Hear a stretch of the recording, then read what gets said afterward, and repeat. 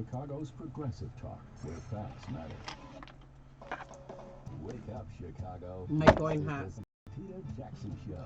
Hey, everybody. Welcome to the Santita Jackson Show on WCPT 820, the nation's largest progressive talk radio station. Let's talk about this impeachment acquittal yesterday. What does it all mean? What did it mean for Senator Romney? Senator Romney was the lone Republican holdout. In fact, he said in a very, very moving speech that the president is guilty, and he voted that way. So what does that mean? I read a headline a little bit earlier today. Yes, I've been up for a few hours, and many people are saying privately, Senator Sherrod Brown out of Ohio said these Republicans, they voted to acquit the president because they're scared. Scared of what? And how will this impact our country going forward? Let's talk about it, everybody, and I want to hear from you. Are you happy with the result? Is it over? We're hearing that Hunter Biden might be called in to testify. The Republicans might call him, and the Democrats might call John Bolton. So remember, last week we were talking about first the trial and then the witnesses? It seems like that might come true, so I want to know what you think. Let me know how you feel about this, what you think about this, and how this will impact 2020. WCPT820.com is where we are streaming live, and you can also go to TuneIn. It's a wonderful app where it will sound like you're in the studio with us today. So call us at 773-763-9278, 773-763-WCPT, and let us know what you think about this impeachment acquittal. Is it all over? Wow, and we don't even have the results from Iowa yet. We have 75% of the results, and it's almost turning out to be, Lady B, a dead heat between Pete Buttigieg and Bernie Sanders. They're already spinning it, the media, as a big loss for Bernie Sanders. But you know, it's not. He's leading in the popular vote by more than 2,000 votes. But what is going to happen here? Because no one has been able to capture about 50% of the vote, which is, you know, kind of sort of what you need. Everybody's in their silos in the Democratic Party right now. And you know what? I think this is the time to fight it out. It's the time to fight it out. And then you get to the convention and you fight it out some more. You know, you don't have everything resolved. We shouldn't be marching in lockstep right now. You know, what do you think, Lady B? You got a thought? Something? We're on the radio. Silence. There we go. Crickets. Crickets. Okay. All right. Well, there you go. What? Help me. Because we got callers. We got people to come on. I know. I'm just like, because all the app was what happened and all that. I just don't know what to think. I'm like, well, you know, shenanigans. You know that. You know that. And I think that we need to be aware of that. But you don't get paralyzed. Right. You have to get active. Still. And you have to ask, where did the app come from? Who are the people who own the app? Why was it introduced 2 months before the caucus? What is a caucus anyway? Why do we need a caucus? There is so much for us to really talk about. Right? So, you know, it's not a time for you to go, it's a time for you to go, okay, wait a minute, now I have a lot of questions. So ask them. And that is what we need to do right now. We need to be asking questions. Right. And we need to be demanding answers. Exactly. Okay? I don't care what the answers are. Demand them. Demand them now. This is not a time for you to feel powerless. You ought to feel empowered, because a lot of things that have been going on are now being revealed. Everywhere. You're seeing this impeachment process. A lot's getting revealed. Yes. The primary process, a lot's getting revealed. So, you know, we've got a wonderful panel. We've got Reverend Frank Watkins, who really understands this. You know, whenever we're talking about these presidential politics, particularly, well, right now, I always want to talk to Reverend Frank Watkins, because he was at the heart and soul of the Jackson campaigns, and the rules that are governing the democratic process, he helps to negotiate. And he saw the unfairness up close and personal. It's up when we started running that you went, what? This is crazy. Right. So we need to talk with him about it. We need to talk with him about it. And of course, Dwight McKee, noted social scientist, and attorney Robet Patillo, and everybody else. We want to know what you're thinking about this. In the meantime, in the next hour, we're going to be talking with David Maciotra of Salon Magazine, noted author. He's written a wonderful book about John Cougar. Well, He used to be John Cougar Mellencamp. He's now just John Mellencamp. And Barack Obama, Invisible Man, and he's writing a book about Reverend Jesse Jackson. I understand. I didn't know that until he announced it on the show. Why Jesse Jackson still matters. So we're going to talk about that because it's really progressive politics. And as he's been researching this book, he is finding so much of what happened to Reverend that was so unfair, which Frank Watkins also understands. But you keep on fighting. You keep on fighting. Of course, Kirk Douglas made his transition, 103 years of age, Spartacus. Yes. And he was known for obviously one of the great stars in the history of Hollywood, but he was also a social activist. When they were having the Red Scare and the blacklist in Hollywood, he hired writers who had been blacklisted. And he also, in Spartacus, gave an African American actor, Woody Strode, who had been a pro football player, he gave him a leading role. This is a time when this did not happen for black people. So, and of course, he gave us Michael Douglas. Michael Douglas, and he had issued a very, very interesting challenge to his children. He was born of Russian Jewish immigrants, just had a really fascinating story, came up the hard way. And his sons, who grew up in a lot of privilege, they said, "Oh my goodness, carrying your name, it's so hard. I'm getting into Hollywood." And people, it can be difficult. I'm a living witness. But I guess he handled it the way as, my mother and father would handle it. Like, get over yourself. What? He said, "Now I came into this town with nothing. With nothing. No name, no thing. Nothing. Not Nathan, not a thing. Now you can either live up to my name or you can just be a failure." Mic drop on that.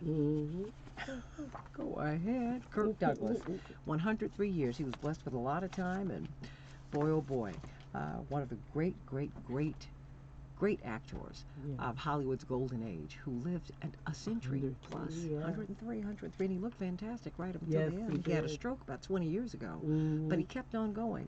Let you know, strong constitution, but also when you get great health care. Yep. My grandmother had a stroke, and she was almost 90 and lived several more years. But she also had access to great health care. That makes a big difference. It really, really does. It really, really does. In private, according to this New York Times headlines, Republicans admit that they acquitted Trump out of fear. Wow. So what does that mean? What were they fearful of? 270 reject the cover-up protest burst out all over the country. That's right. People were upset about the upcoming vote, and they have been protesting. But you didn't see that on television, did you? Well, this is from The Guardian. Will Trump's acquittal pose problems for Democrats in the 2020 elections? What do you think, everybody? What do you think? And, of course, Buttigieg and Sanders, they're tied in the latest Iowa caucus results. 75% of the results are in, but Sanders has the edge in the popular vote. He has the edge, more than 2,500 votes. He is over Buttigieg by, but we'll see how this all pans out. Excuse me, I just got something new with 97% of the precincts reporting. Sanders extends his popular vote. It's still holding at more than 2,500. So we're still hearing how Sanders lost because he didn't get the high turnout that people were expecting. So what do you think? Everybody meet me on YouTube on the Santita Jackson Show. Meet me on YouTube, like and subscribe, and meet me over here on Facebook on the Santita Jackson and Friends page. Like and share, like and share. So what do you think? A lot of people are very upset about this, and you just said it, Lady B, about this train wreck. This train wreck called the Iowa caucuses. We'll see where this goes because, of course, we are days away from New Hampshire. And then we're going to be in South Carolina. Hey, that is supposed to be the place where we're going to see the rise or the fall of the Biden campaign. What's holding him in the game is the black vote. Wow. And it was very interesting. He said he hoped that he would have done better. He said, and then he took a swipe at his team. He said, "I would think that my team would have done better." I'm like, no, it's your message. Governor Gavin Newsom granted a posthumous pardon to the great Bayard Rustin. Wow. Of course, he was an openly gay man, But you know what? I got a chance to meet Bayard Rustin when I was a little girl. I got a chance to know him, and of course, I didn't know that about him. What I did know was that he was one of the great heroes of the civil rights movement. One of the great heroes. In fact, one of the leading lights in Dr. King's life. And I remember Lady B meeting him, really getting a chance to sit down and talk with him. We were in Africa when Whitney Young died. You know the Whitney Young High School? Mm-hmm. Yeah, I was on a trip with him when he died. I was a little girl. And when we came back on the plane, you never know what you're listening to, Bedalia, when you're hearing it. And I remember him smoking. He was like a chain smoker, Mm-hmm. and it was looking back, it was almost like a tension. But this was not quite 3 years after Dr. King had been killed. This was in fact 2 years and 11 months. This was in March of 1971, Mm-hmm. and he kept talking about how much he missed Martin, and he was on the verge of tears. You know, and just to think that I knew someone who was well, my parents, I guess they were close to him too. But you know, Right. to hear them, to hear him speak of him in that active tense, like, and he kept saying how tired he was, and my mother kept saying to him, "No, don't say that." He said, "But I am." Dr. King's murder was so devastating to everybody who knew him, and I see it more and more with my parents every day. See, they came out having to run and push and push and push, but in their old age now, as they are elders, I can see and feel just the pain, the pain, the pain, the pain, the pain. God bless him. I'm so glad that he was pardoned. I'm so glad that Gavin Newsom, the governor of California, did it. He should have been pardoned a long time ago. Christina Mhm. Koch, everybody, landed on Earth. Praise the Lord. She was up in space 328 days. No woman has been up in space that long. She was first. She was in the three-woman team, the first all-woman team to do the spacewalk. And so we just pray that her health is good, because they were testing to see how we can withstand all that time in space. So, you know, everybody, we got a lot to talk about today. Oh, my goodness. The Blackhawks lost to the Bruins. Oh, 2-1. Oh, my gosh. Oh, my gosh. And it's snowing outside right now. The Pelicans will be playing our Bulls tonight. The Dow was up 483 points. The NASDAQ was up 40 points. And the S&P was up 437 points. But, you know, more than half of Americans aren't in the stock market. So when we see these numbers, we're like, what does this mean to me? Not much. Does it? No. It should, but it doesn't, because most of us are not in the stock market. Okay, everybody, the acquittal. Not the exoneration. Well, it's true. Cortez is true. So, I mean, so the metric by which they are gauging what is a strong economy, this is not, it's false. Because for most Americans, you know, that's not where we are. Most of us are earning wages, or we're earning salaries, and we are not able to afford to rent an apartment in the cities in which we work. The big box stores, which one in particular, which is making more money than ever before, part of their intake process when you become an employee is to apply. They teach you how to apply for food stamps and welfare, because they know they're not paying you enough. How does that work? So how is this economy booming for me? It's going kaboom. How about that? Oh, right. Well, you know, maybe I'm a little witty this early in the morning. We've got Reverend Frank Watkins, Dwight McKee, and attorney Robet Patillo to talk with us about this acquittal. It's an upside-down world, everybody, and everybody's giving Senator Mitt Romney the business. But you know, Reverend Frank Watkins, welcome to the show, everybody. Blessings to you. Reverend Frank Watkins and everybody here, you know, just very quickly, but let me start off with you, Frank Watkins. What did you make of yesterday's vote? Let me just. Well, I'm made of it that the Republican senators are very scared. You know, five of them, I believe, at least five, and maybe more, admitted that, yeah, he did what he did, but they have various ways of explaining, you know, why they voted to acquit him. But they knew that he did what he did. And as Adam Schiff explained, he will do it again. Uh, you know, right? The Russians interfered in the 2016 elections, And the day after the Mueller report came out, and he did such a miserable job of really advancing the fact that he did what he did. The very next day, that was on the 24th, on the 25th, he called the Ukrainians to try to get them involved in the 2020 election so he could cheat to win the 2020 election. It's the action of a sociopath. I keep telling you and others, we should not look at Donald Trump as though he's a regular person with just a little quirky personality. No, Donald Trump is a sociopath. He does not learn things. He does not learn lessons. Well, hold on. Wait a minute. Then why is he working for his supporters? I'm not going to call him his base, because this man got more than 60 million votes, and his 49% approval rating is about where President Obama was at this same point in his presidency.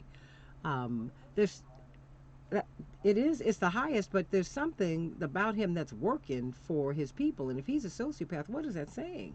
What is that? Because he's getting a chunk of people. He's getting a sliver of people from some of everywhere. It's saying he's a good marketer. He has extraordinary marketing skills, and he is a con man, and he has conned a good part of the American people. You know, before the 49% came out, the highest he had ever been was 46%. The lowest he'd been was 35%. And he has stayed in roughly around the 42% point. He is the only president in history since they've been doing polls that has never been above 50% during his entire term. So he's a con man. That's how he, his State of the Union speech, was reminded me of Fleetwood Mac's song, Lies, Lies, Sweet Little Lies. I mean, the whole speech was built on lies. He's a con man. Well, everybody, what do you think? What do you think when we get back on the other side of the break? Dwight McKee and attorney Robet Patillo. I want to know why this man is working for so many people, and what? The New York Times headline said that Republicans voted to acquit because they were scared. Scared of what? Frightened of what? Why are they scared? And what about Mitt Romney? I mean, it seems to me he was following in his father's tradition. Many people, you would have to really understand George Romney, I think, the former governor of Michigan, in order to understand Mitt Romney, to understand how he was a moderate Republican, a very middle of the road guy up in Massachusetts. I think you have to understand how his father walked out of the '64 convention because they would not adopt a meaningful civil rights platform. I think we really need to dig a little deeper today so we can find out just what happened yesterday and how this is going to impact events moving forward. Because I don't think it's over. I don't think it's over. So please meet me over on Facebook on the Santita Jackson and Friends page. Like and share. And then, please like and subscribe on the Santita Jackson Show. Please, please, please. Over on YouTube. We've only been over there a few days and we're almost at 100. We might be there by now. So you're making it happen right here. And I can't wait for us to get to South Carolina. I just cannot wait. Because so much is going to turn on that election. Oh my gosh, on that primary. This is going to be fabulous. Or are they a caucus? I don't know. I can't keep up. More of the Santita Jackson Show right here on WCPT 820, the nation's largest progressive talk radio station. Keep those calls coming in as we talk about the impeachment, acquittal, not the exoneration, the acquittal. And what do you think the president is going to do next? They say he is going to make Mitt Romney pay. We'll see. We'll see. We'll see how this all plays out. We don't know what's going to happen. More of the Santita Jackson Show right here on WCPT 820, the nation's largest progressive talk radio station. Oh, my goodness. And when we come back, we got to talk about this big event on February 13th, a week from today. Yes. That's right, with Shaquille O'Neal. Yes. That's right. Reverend Jesse Jackson's getting everybody gathered up. We'll talk about it on the other side of the break. More of the Santita Jackson Show on WCPT at 20. Just a minute.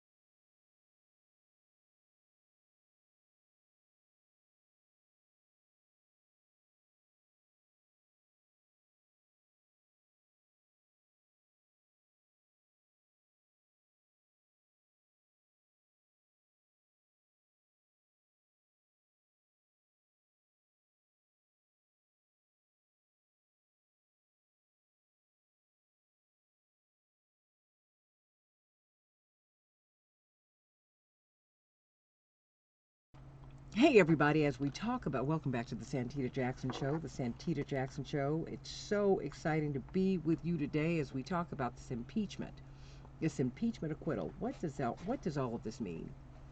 What does it mean? What does it mean? What should it mean? Does it mean nothing at all?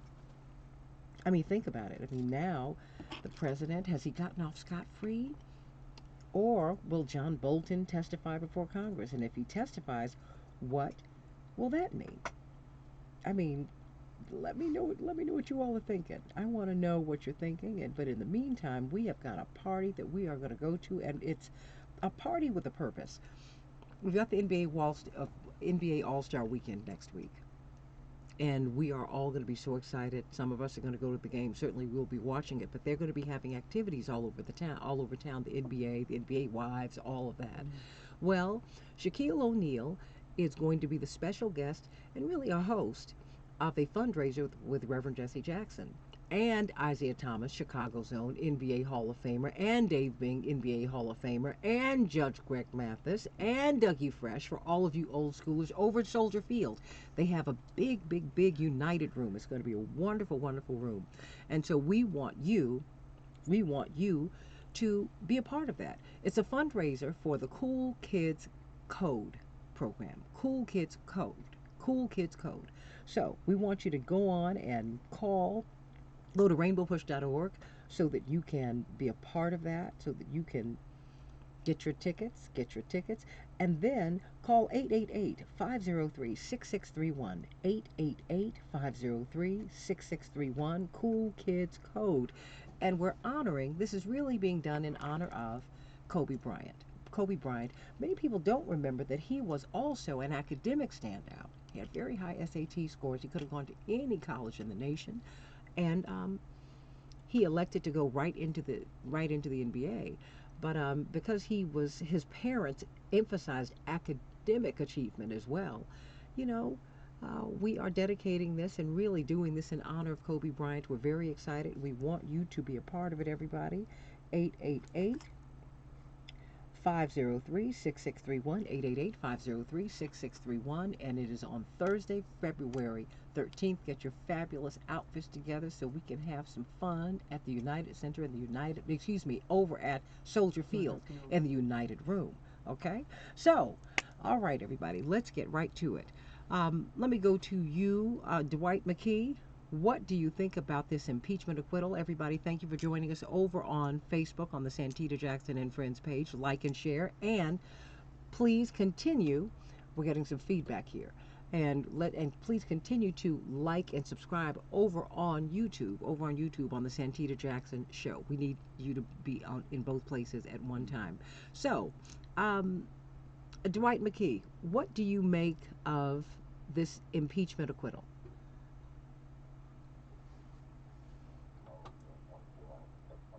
No. I think that I agree with Frank, but in the tradition that he's a con man, he being Trump, but a con man in the traditional sense of the word. That is, that he has the confidence of about 40 million other people that think pretty much like him, and he's convinced them, has the confidence that he's going to deliver on the things he's already promised. He was not deceitful with them. He was very clear with them that he was going to do this, and this, and they co-signed on that. And based on their predisposition and based on their own values, which parallel his own, which means to me that the acquittal was not so much about him and what he had done. The acquittal was about the senators and their fear of retribution from that 40 million people that are staunch supporters of his. So they weren't protecting him as much as they were protecting their own goals to be reelected, which was jeopardized had they voted against his acquittal, which is why to them the evidence wasn't important, because they weren't trying to find guilt or innocence. They were trying to find a way to maintain their own positions. I think strategically, Frank, that it was a mistake for the Democrats to go after Trump based on during the first term, because they should have understood it was never going to be about the evidence, and they would never allow the evidence in. I think that what we should have done, what the Democrats should have done, should have strategically gone after those Senate seats. If Bloomberg was going to spend $100 million it would have been better served to have invested in the local Senate races and congressional races, which would have given us a chance in the second term to then go after Trump, or at least put the evidence on the table. Jesus said that don't ever go to war till you count your troops and count their troops, till you count your horses and count their horses. Then it may be better to declare a truce at that moment, regroup, and come back on another day.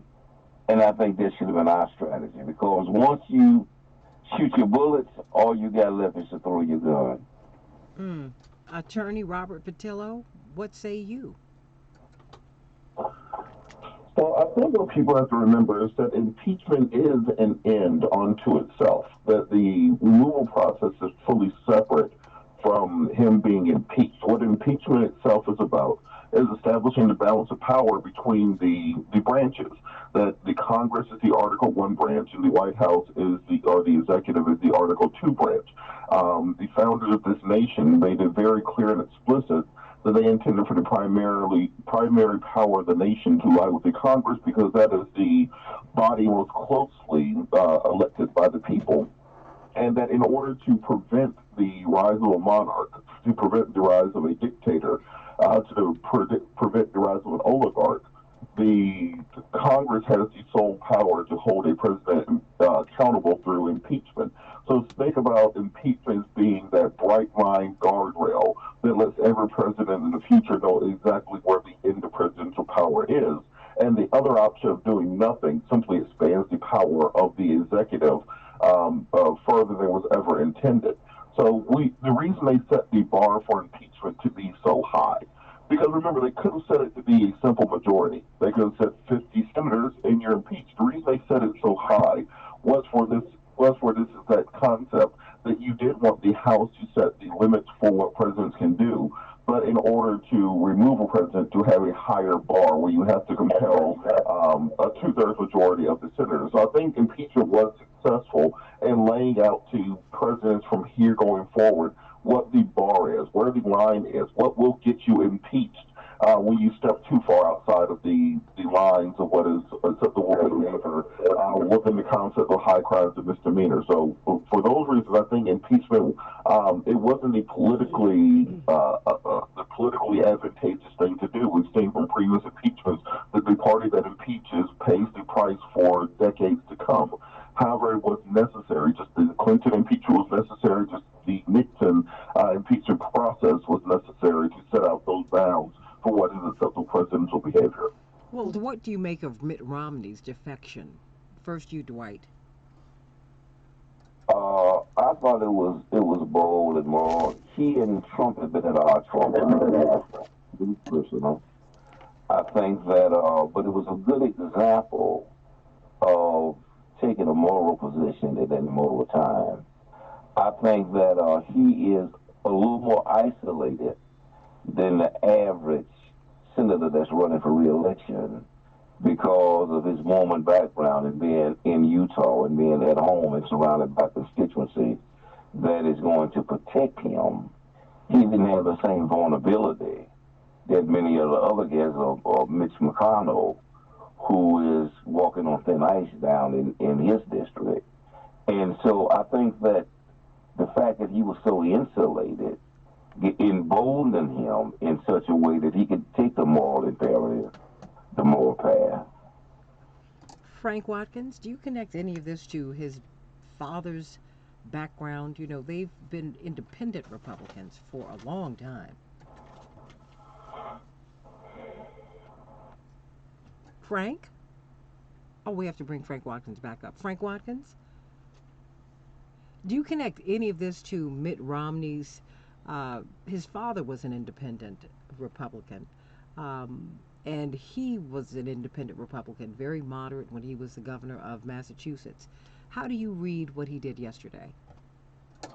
Well, it was a statement of moral courage.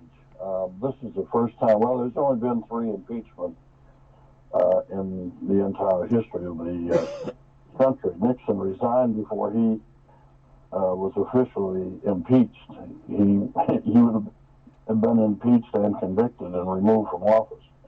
So he saw the writing on the wall and he resigned. So there's only been 3 actual impeachments in the history of the country, one each century.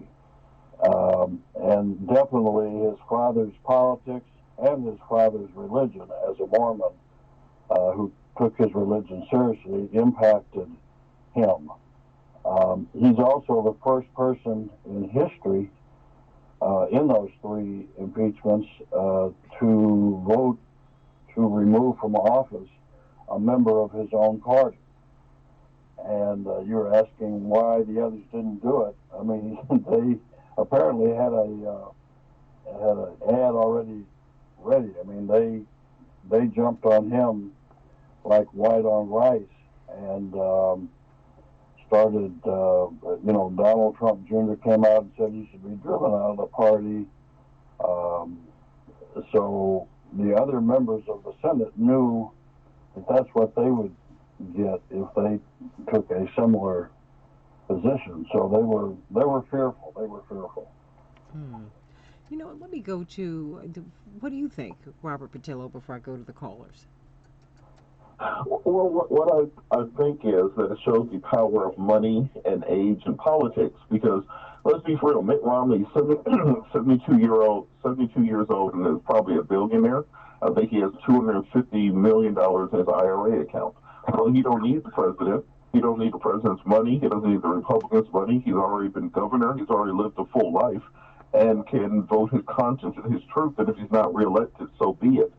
For some of these other senators who also made public statements to President Trump was guilty, we had Susan Collins, Lisa Murkowski, Ben Sass, Marco Rubio, Lamar Alexander, all say that yes, President Trump is guilty, should be impeached, and should be removed, but they weren't doing it for various BS-related reasons. I think it shows that those are the people who actually care and need to worry about their political future, who don't have $1 billion in the bank or aren't at an age where they can just not care what happens. So for those people, I think they do need to pay a political price for their lack of conviction, because if you believe he's guilty and you're not going to vote to convict him, then why even say it out loud? Why even make up all these beat around the bush, try to appeal to everyone's answers? As we say in Atlanta, say it with your chest. If you believe it, then say it. If not, keep your mouth closed. I think that's what the opinion most Americans can have. I'm not mad at you. The other part about Mitt Romney, Santita, was he was elected in 2018. He's not up for re-election for another 4 years. So how, voters seem to have a very short memory. So 4 years from now, we don't know how people will feel about this, and he's more likely not to, pay the penalty 4 years from now than those who are up for re-election, like Lisa Murkowski and Susan Collins up in Maine, and so forth. But I have to give him some credit, though, because people can make you feel awful when you jump out there like he's done by himself. I mean, say President Trump, for the next few months, and say President Trump is reelected, they are going to make him feel it. They are. I promise you, I believe that's Reverend Frank Watkins just said, please don't say that, but I think that they will.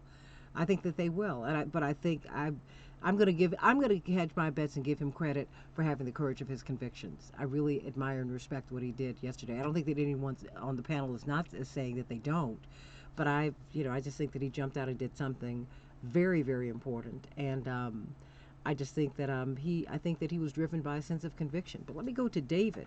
David. Hey, good morning. Oh. I've called in before. Really enjoy the show. Thank you. It's wonderful hearing your voice. Well, I'm going to tell you folks something out there, everybody in Chicago and whoever else is listening. Mitt Romney is a man of conscience. He really is. And this just proves it. Now, remember, he's going to suffer some serious retaliation from Donald Trump and Donald Trump Jr. and everybody else who supports Trump. So he is going to feel it. Don, and you know what I think? Can you hear me? Oh, absolutely. I just have to switch channels. No. I just so that everyone knows when you call in order for you, because we're having some technical issues at the station, I have to go to another channel. So it's not that I'm not reacting to you. You can't hear me because I have to put myself on mute so that everybody in our listening audience can hear you. But continue, David. Right. And this is important because it proves that Mitt Romney is a man of morals. Donald Trump has absolutely no morals at all, nada, nothing, none whatsoever. And this is what people need to know. Even fellow Republicans need to know that. And I don't understand why any person, Republican or otherwise, would even think about supporting a man like this. But you know what? Trump is going to take revenge should he win a second term, and unfortunately, I'm afraid that's what's going to happen. But he'll win if he wins a second term. He's really, really going to rule with a vengeance, and he's going to mess up this country. We are going to lose our democracy for sure. Well, you know what? I will say this. I think he can only lose it if we allow it to be lost. Americans are going to have to make a decision about the kind of country that we want. We have much more power than we think. We continue to vest, and I think we're all guilty of it. We give, we vest superpowers in these people who are in powerful positions, and they govern by our consent. And I think we have to remember that, David. We have to remember that they govern by our consent. And we have to make some decisions about whether we want a monarchy, a republic, if the oligarchy is going to rule over all of us. I mean, we got some decisions to make. And I'm going to send you much love, and I want to thank you. And I want you to make sure you're registered to vote, make sure everybody else is registered to vote, and call 1-866-OUR-VOTE, 1-866-OUR-VOTE, or go to vote.org. Vote.org so that you can check and see if you've been purged. That's very important, everybody. Maria, what's on your mind? Hi, good morning, and to all your guests as well. I was listening to the comments that were made, and the interesting thing for me is that no matter what we can do on our part, Trump supporter will always support him because he's a reflection of their opinions. He's a reflection of their beliefs and values. And that's something that I don't think we will ever change unless they are like Mitt Romney, who displays such integrity and a strong sense of morality that he was the sole Republican to stand up and voice the opinion that he had about what this president did. It's sad that we're at this juncture in this whole entire process. And for me, the impeachment, even though they acquitted him, this is going to be history. This is going to be preserved forever. And people will be able to look back and see who did what, who acted in whatever way. And this is very reflective of the times. It reminds me of the times of Hitler's rise and how he got into office and how he took over and he had all his dominions doing his act. He personally didn't have to do anything. He just directed these folks who went ahead and did what he wanted because they wanted it. They share the same value. And I don't know how that can even be changed. I don't know how we can reach these people. For me, the impeachment was a way to restore balance between the branches, to restore the equality between the branches. Because I often hear you say that, who's the head of the judicial? Roberts. Who's the head of the legislative? Pelosi. And then who's the head of the executive? The president. And they're all equal. But with Roberts, he didn't do much during the impeachment. He was not judicial. And Pelosi's the sole person who's, trying to lead the fight to restore our democracy for all people. This isn't just about, the few. This is about everyone. We the people. I always love that sentence, we the people, because that's what's important. We the people. It can't be just me. Me. You're right. You're right. You're right. And I'm wondering how we really feel about that. I mean, let me go to you, Reverend Frank Watkins. Well, we will see on November 3rd Mm. how we the people feel. I wanted to comment the preview, the caller before the most recent one talked about that Trump didn't have a conscience. Again, that's a characteristic of a sociopath. I just want to remind people of that. If you look it up and go look at the characteristics of a sociopath, not having a conscience is one of the characteristics of a sociopath. In terms of the broad discussion that you've been having, I would take a little issue with Dwight in terms of the strategy. I think Trump left the House really no alternative but to impeach him. And I think they understood that, given the politics of the Senate, that he wasn't going to be convicted, but they were really left with no alternative. In terms of Romney spending money on the Senate races, I think I would have to ask the question, do you think the senators who are up for re-election in 2020 are stronger before the process of whether they were going to convict him or remove him from office or not? Do you think those senators are stronger now or weaker going into November 3rd? I would suggest they are weaker. So the impeachment and trial process, I believe, weakened the senators who are up for re-election. Thirdly, I would say about Bloomberg spending money on the Senate races. He has indicated that he would spend a tremendous amount of money to do whatever he needs to do to defeat Trump in 2020. So I think he's going to put his money where all of our mouths are in terms of getting rid of Trump and these senators who were his facilitators. Well, look, I'd like to know if you could stay with me just for a couple of minutes past the top of the hour, because I just want to get some closing thoughts from you, Dwight McKee, Reverend Frank Watkins, and Robert Patillo. Coming up in the second hour, we've got David Masiotra from Salon. He's written a very compelling piece on President Trump's true base. Everybody keeps talking about all of these poor, working class, disenfranchised white people. He said, no, no, no, no, no. His real base, billionaires. Billionaires. And he has delivered for them. But he has not delivered for anyone else. And so, let's talk about it. Here on the Santita Jackson Show, WCPT 820, the nation's largest progressive talk radio station, we're talking about the impeachment acquittal. Is it over?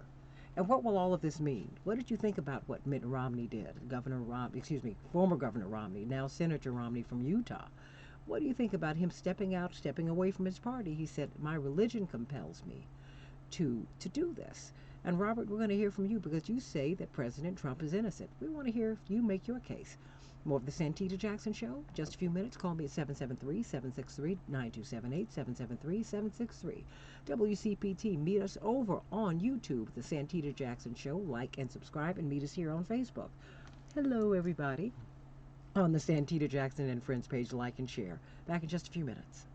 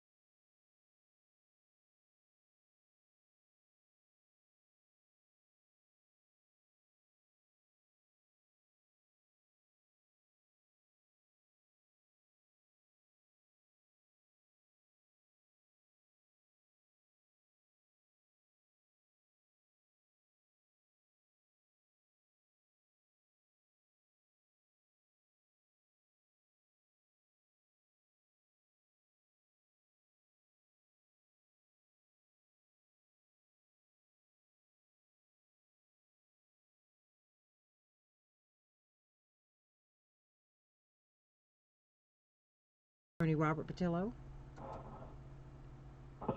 Well, I think it's crucial that on the primary front, that we understand from a Democratic perspective, the most important number to look at is 70,000. As in, there were 70,000 fewer caucus goers this year than in 2008 when Barack Obama won. There's a lack of motivation from the base.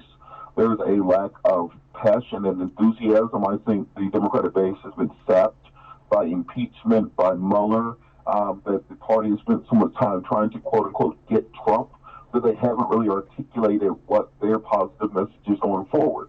That if President Trump goes on the campaign trail and makes the same argument that he made at the State of the Union address all year, and the only response from Democrats is he's evil, he's crazy, XYZ, then he will win re-election regardless who the Democratic nominee is.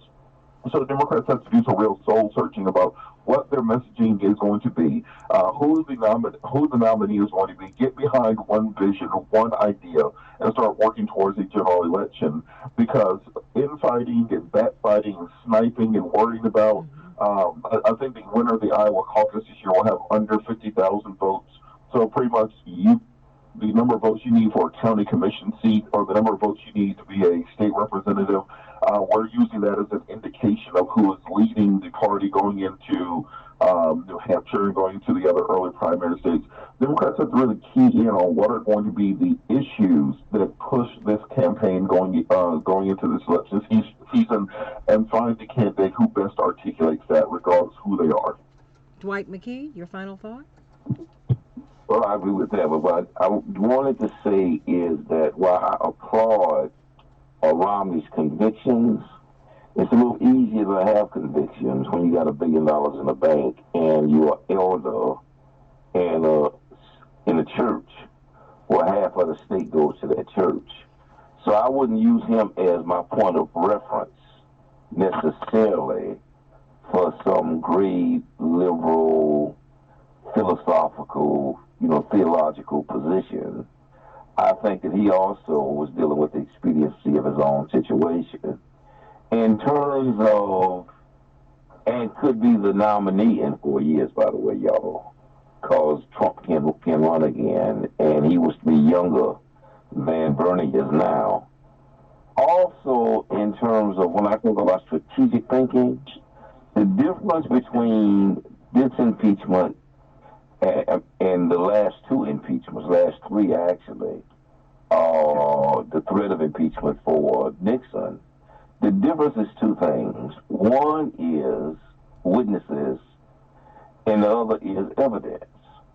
And so at this impeachment, unlike the other two, they blunted out any witnesses and any evidence.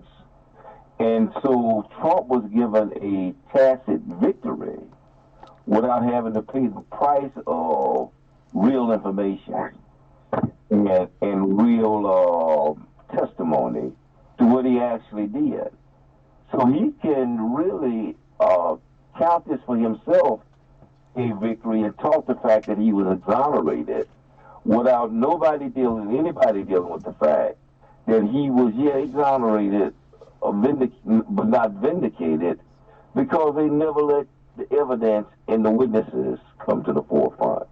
So I think strategically, that was the mistake. I think that the Democrats should have made allowances and put a strategy together somehow to accommodate the fact that the Republicans was going to block any evidence and any witnesses any step of the way.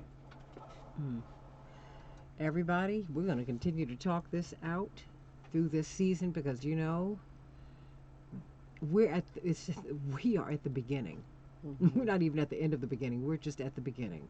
We've only just begun. Thank you, Karen Carpenter. We've only just begun to vote. We've only just begun to really tease a lot of all this stuff out. Reverend Frank Watkins and Attorney Robert Patillo and Dwight McKee, thank you so much for being with us today. Yes, Frank Watkins? Say one last quick word. My judgment. What's the Democratic senator from Alabama? Is it Ford? Not Doug Jones. Yeah, Doug Jones. Okay. He is the real hero yesterday because he's up for re-election in a super red state, and he voted to convict Trump. He is the person that had the most courage of all the candidates. The lady from Arizona, that's just McSally. McSally. Sienna. Yes. Cinema, right? The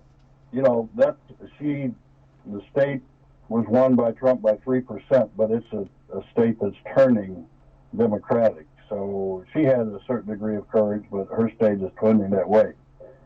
My man from Alabama, he's the person who had the real courage yesterday. I agree. I agree. He had the most to lose, and I'm just glad that somebody stood up and did something. And we'll just see where all of this goes. We'll see where all of it goes. Robert Patillo, Dwight McKee, Reverend Frank Watkins, thank you so much. Excuse me, Attorney Robert Patillo, Reverend Frank Watkins, and Dwight McKee, who's resisted his collar. We just thank you for being with us today. Blessings. Everybody call us at 773-763-WCPT, 773-763-9278. Let's talk about President Trump as we talk about this acquittal. Not the exoneration, but the acquittal.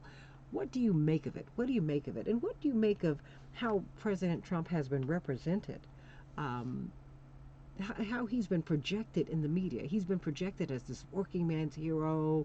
He's got the swagger, and he can, he talks plain speak, and he is a champion of the little guy. But David Masiotra says, Trump's real base isn't the famous white working class. It's the billionaire class. David Masiotra of Salon magazine. Brilliant author, brilliant social critic and thinker. Have at it. Help me. What do you mean his real base isn't the famous white working class? That's blasphemous. Oh, well, thank you for having me on, Santita, even if I'm prepared to blaspheme.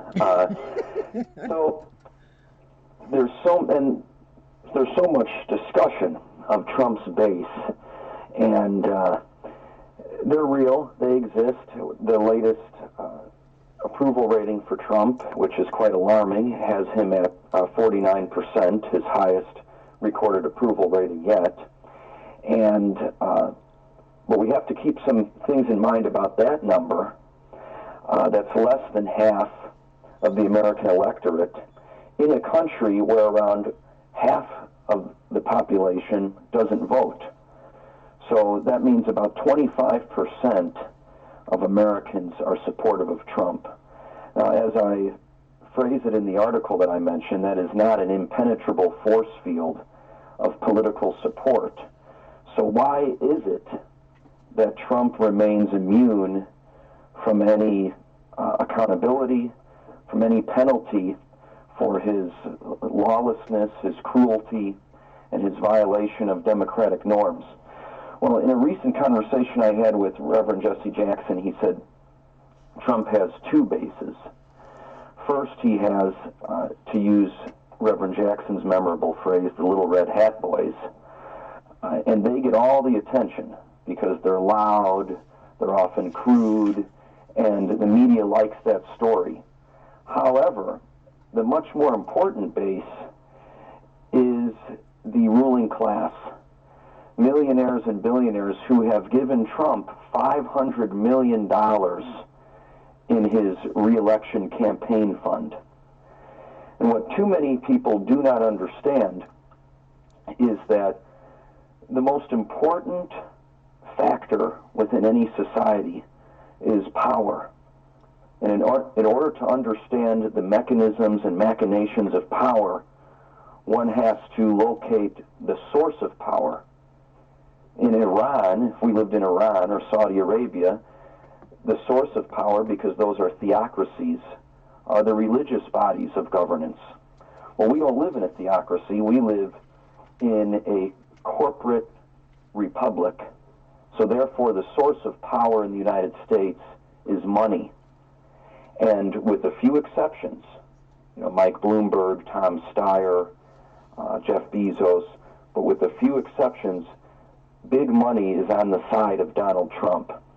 And as he gives recognition to the Little Red Hat Boys, encouraging their insecurities and their prejudices and making them feel as if they are the quote-unquote real America, he's giving dollars and privileges and protections to the ruling class in the form of a massive tax break, in a form of a deregulatory agenda that cuts into health and safety protections for the environment and for workers and for consumers, and also in terms of his appointments, both in his own cabinet and his judicial appointments. So what we saw this week was not just the cowardice of the Republican Party, save for Mitt Romney, but also the ruling class buying Trump's acquittal, and they're attempting to buy his reelection. That's where the people come in, because it doesn't matter if you have $1 billion or $1 in your bank account, your vote is equal. When you say that, I mean, it's stunning to hear his story framed in this way, to see him really not as the working class hero, although we know his policies don't favor working class people or poor people at all, but to hear him framed as the billionaire's hero, to hear him framed as the rich guy's guy. What's going on with that? Well, keep in mind what I just said about the source of power. Who owns all of these major media companies? People who can afford to buy condominiums in Trump Tower. People who can afford to buy jewelry at the Gucci store in Trump Tower. So they don't want to spotlight the source of Trump's true protection, which is big money in politics. Again, $500 million he's amassed, mostly through large donors. And that's to say nothing of the lobbyists, the Koch brother think tanks, and a sophisticated network of other donors that are helping to advance his agenda through Congress and helping to keep him in power.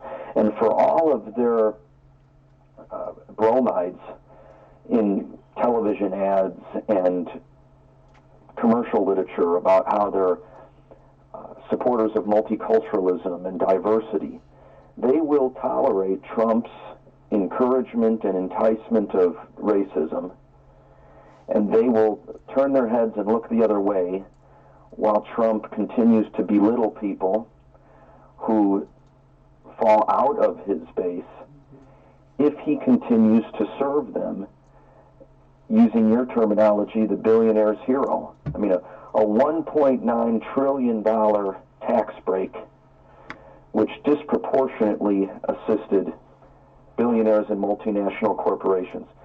I, like many of your listeners, paid more in taxes last year than FedEx, than Netflix, than the NFL, than General Electric, because under Trump's new tax policies, those companies don't pay any taxes.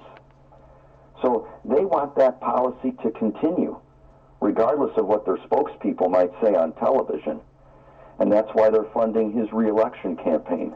That's why we're talking with David Maciotra of Salon Magazine. We've already posted his essay.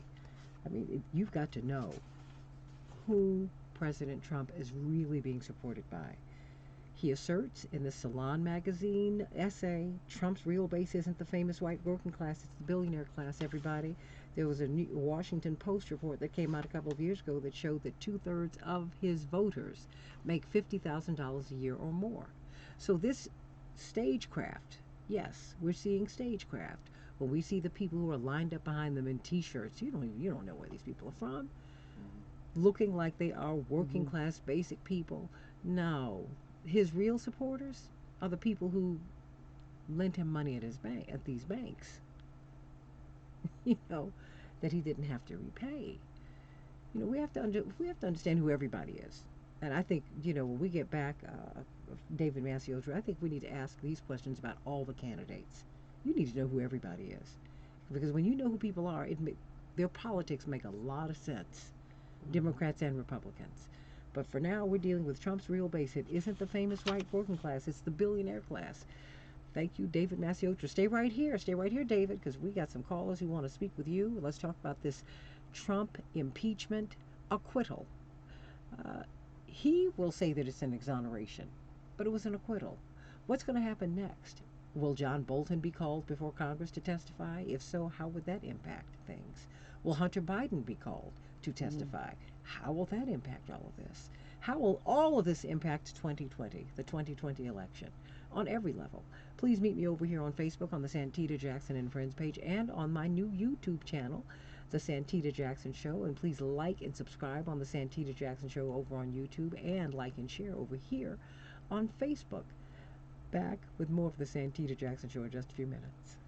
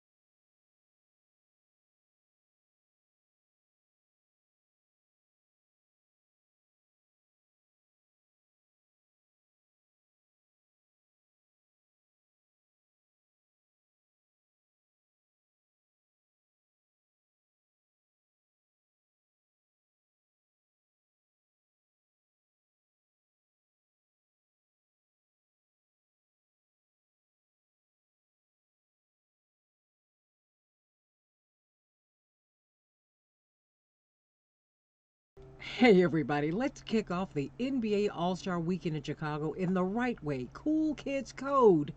That's right, Rainbow Push. Reverend Jesse Jackson and Shaquille O'Neal are hosting a fundraiser to end all fundraisers. Judge Greg Mathis, NBA Hall of Famers Dave Bing, and Chicago's own Isaiah Thomas. And for all you old schoolers out there, Dougie Fresh, everybody's coming together to support our children who are cool and they code, Cool Kids Code. You don't want to miss it. Thursday, February 13th at 7 p.m. at Soldier Field in the United Room. Put on your fabulous clothes and come on out and let's support these children. Call us at 888 503-6631, 888-503-6631, so that you can support the Cool Kids Code program and meet Shaquille O'Neal and Dave Bing and Isaiah Thomas and Judge Greg Mathis and Dougie Fresh. And let's support our kids. They deserve all of our support. They deserve our love. And of course, we're dedicating it all to Kobe Bryant, who was a scholar athlete. This is something that he would want to do. Support our children. Let's make them excellent, everybody. Call 888-503-6631, 888-503-6631, or go to rainbowpush.org for more information so that you can see Shaquille O'Neal, Isaiah Thomas, Judge Greg Mathis, Dave Bing, Dougie Fresh, Reverend Jesse Jackson, and so many more are going to be coming out on Thursday, February 13th at Soldier Field at 7 p.m. 888-503-6631. Go to rainbowpush.org for more information. See you there. Diabetes, high blood pressure, anxiety meds, everyone's on them. Okay. If you're a 50-year-old male, maybe you've been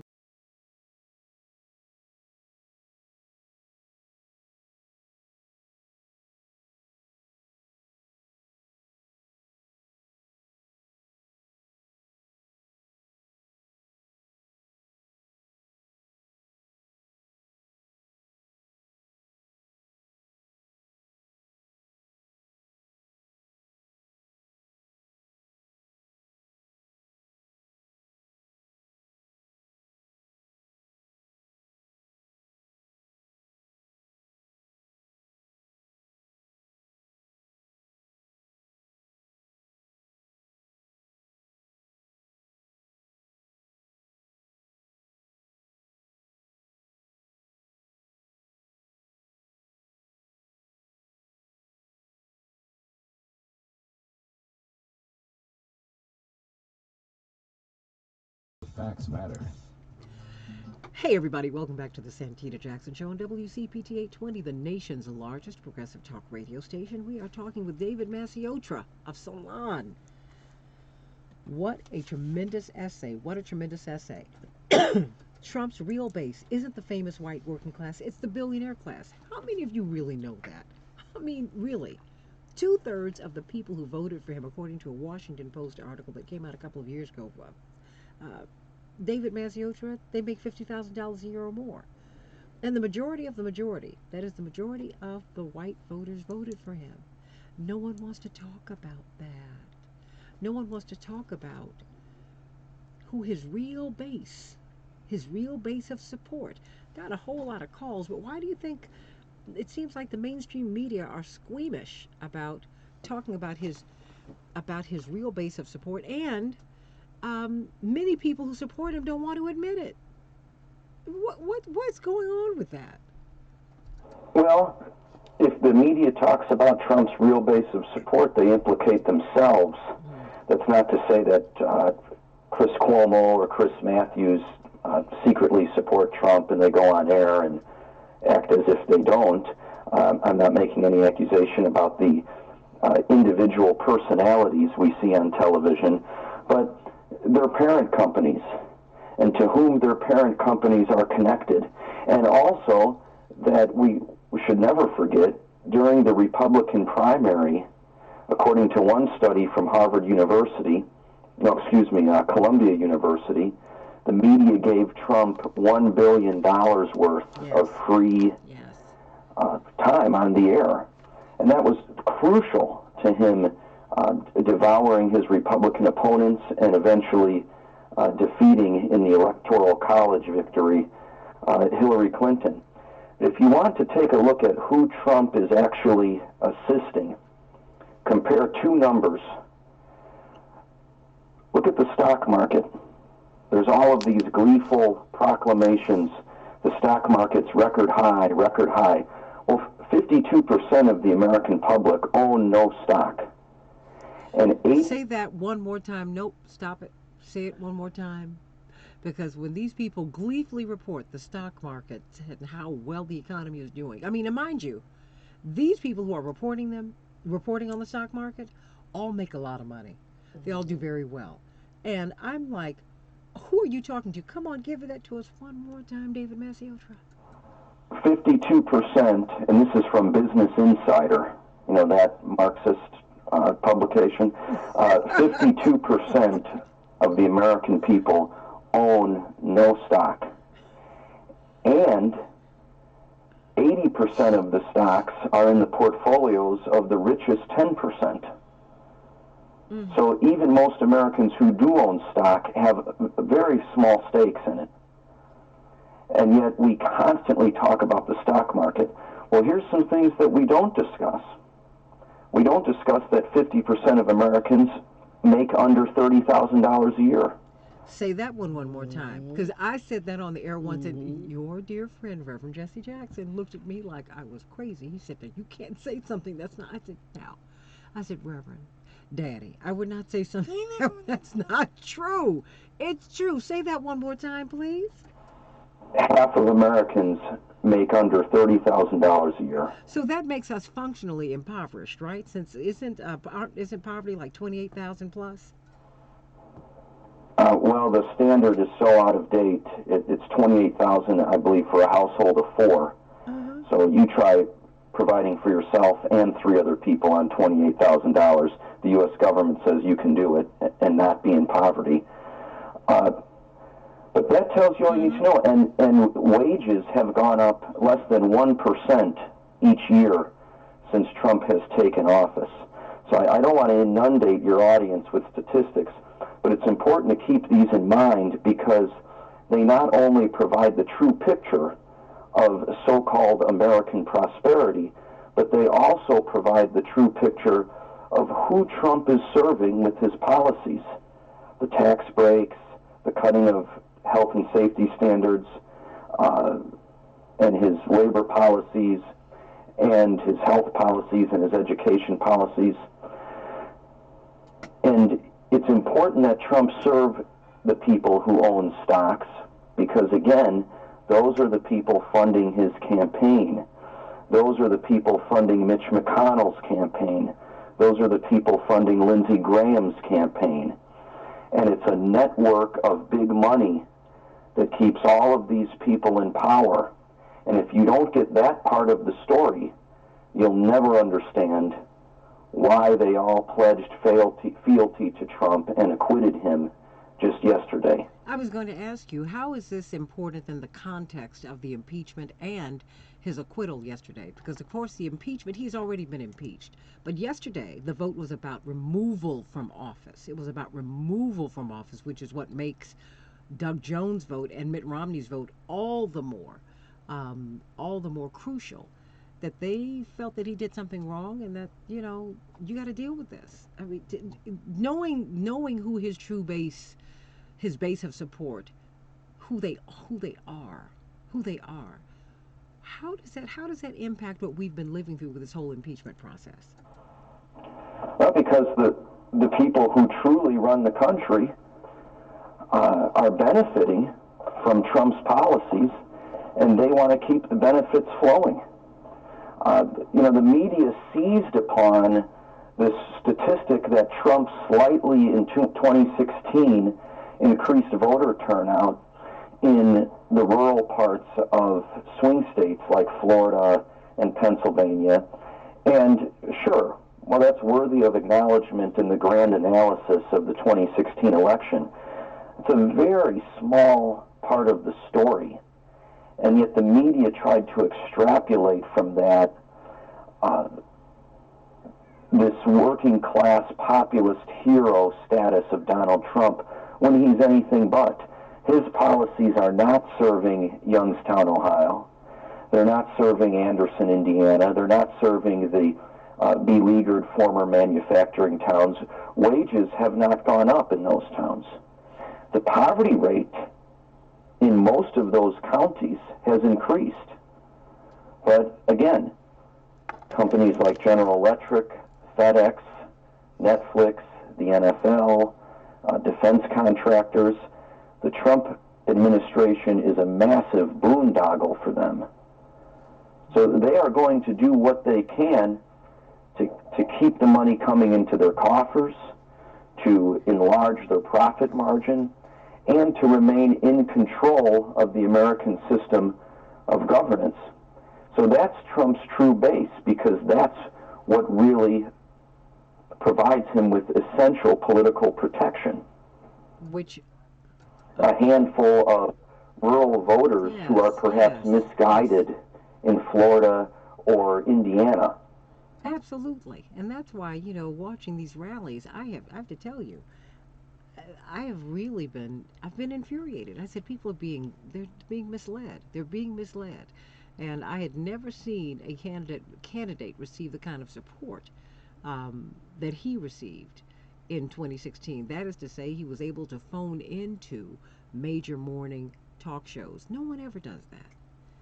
And we would be waiting with bated breath. They would interrupt major candidates' speeches for us to wait for him to come down the stairs. Let me get some of these callers in. Just hold on, David, because a lot of people, my lines are jammed, and I want you all to continue to call at 773-763-WCPT,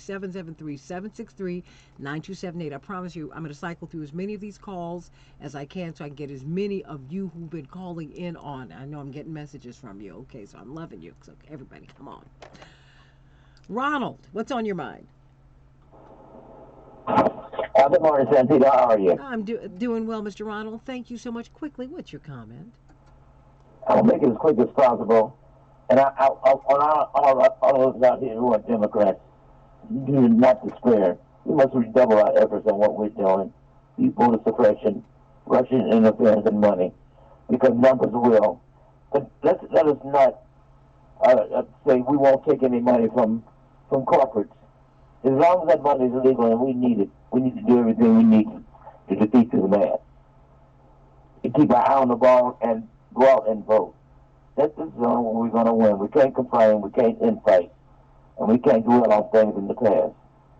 We have to go forward with vigor to defeat this man, and we must come together and now, and not continue to go over petty things. Thank you, Mr. Ronald. Let me go to Fred. Fred from L.A. Fred, what's on your mind? Just one thing. Let me see if I can connect the articles of impeachment to the Iowa caucuses, and I'm fast. I got three things. Number one, Trump would have to know that Joe Biden would be running in 2020. Number two, he would have to have a crystal ball. Number one would be he'd have to have a crystal ball to know that Joe Biden would be running in 2020. Trump would have to be running himself. That would be number two. But number three, most importantly, is this diabolical scheme that the Democrats cooked up. They would have to know that Joe Biden would be running in 2020. But just one problem. But stay right there, Mr. Fred, because my only issue with making Biden the center of this, Biden did not run well in 2008 or in 1988. He's never been a good presidential candidate, so he was never the threat. Even it was just reported that President Trump really feared Bernie Sanders because people toggled between voting for Bernie Sanders and Donald Trump. But Joe Biden, I wondered why he ran. I was like, man, you've been vice president. You can leave out almost at the top because Fred, he's never been able to get through a primary season. He couldn't even get to the primaries in 1988. He's just not been able to do it. Santita, I agree with everything you said about Joe Biden. That's what I don't understand. But they alleged in the articles of impeachment that that Trump did this to get dirt on Joe Biden. Joe Biden is not Trump's word. The article of impeachment was a bill of goods sold to the public. That's the point I'm trying to make. Okay. And in order for well then hold on. Let me let David respond to you. David, why don't you respond to Mr. Fred from L.A.? That's not true. The timeline contradicts what the caller is saying. At the time that Trump made that phone call with Zelensky in Ukraine, Biden was the front runner in the race. Now these races begin absurdly early. However, he was a declared candidate and he was ahead in the polls. So whether or not that was, let me back up. It looks as if that was an early bump because of Biden's name recognition. His disastrous fourth place finish in Iowa and his likelihood of coming in third or fourth in New Hampshire would show that that front runner was pretty fleeting, that front-runner status. But there was no crystal ball required. Biden was already in the race, and he was ahead in the polls. You know, let me see, is it Noel? Noel? I want to make sure that I'm pronouncing your name correctly. Is it Noel? Okay, how are you? How you doing? Great hearing your voice. Okay. I mean, I think there's some sort of misunderstanding about Trump and his base. The same thing that's going on as far as Trump is concerned in the U.S., the same thing that's going on in Europe right now, in Great Britain with Brexit. Okay? It's changing demographics. It's scaring certain segment of the population. So Trump came into prominence by going after Obama, the place of birth. That's how he came into Republican circle. So when he made his announcement from Trump Tower, the first thing he did was call out Mexicans being rapists. And he's going to bar Muslims in the country. So people they have to understand it's the same phenomenon that's going on in Europe as well. The changing demographic is scaring a lot of the establishment in each of those countries. That's the main reason. Okay, all right. Well, thank you, Noel. Let me go to Robert from Wisconsin. Robert, what's on your mind? How you doing, Robert? I think we just need to stop talking about this. You know, it's the Republican Party and corruption. It goes all the way back to Ronald Reagan, the deregulation, the tax cuts, the excessive military spending. Yeah, we know that's the case. The problem I have with the impeachment is they knew it was going to be a sham process in the Senate. Pelosi sent this stuff over anyways. They kept the progressives out of Iowa, and it was to slow down Bernie Sanders' momentum. But, you know, everyone's talking about voter turnout was down. Well, of course it was down. You took the progressive candidates out of the caucus who typically bring out, you know, non-voters and younger people in a more diverse base. It was no surprise to me that the voter turnout was down. And I can't help but think this whole thing is rigged. I mean, 4 of the people at Shadow worked for Hillary Clinton previously. Someone from that company is married to Mayor Pete's digital director, and he contributed $40-something thousand to the app. Blackhawk County there had votes that should have went for Bernie going to Deval Patrick and Tom Steyer, but no one voted, and no one was supporting Deval Patrick in Blackhawk County. And Indiana, too, they had votes that were supposed to go from Bernie and Warren that went to Patrick and Steyer as well. So something's not adding up. There's a lot more here than just the reporting on this app. Someone needs to go in and make sure there's nothing nefarious going on and look at this stuff county by county. So it just seems too convenient between that and the DNC changing the rules for Bloomberg to get into the debate. It just seems like, again, the big power and big money, in this case, in the Democratic Party, are influencing things. Thank you, Robert. I mean, why don't you respond to him, David? If I can respond to one of the earlier callers first. Of course. The caller made a crucial point when he discussed the demographic anxiety of Trump's voters.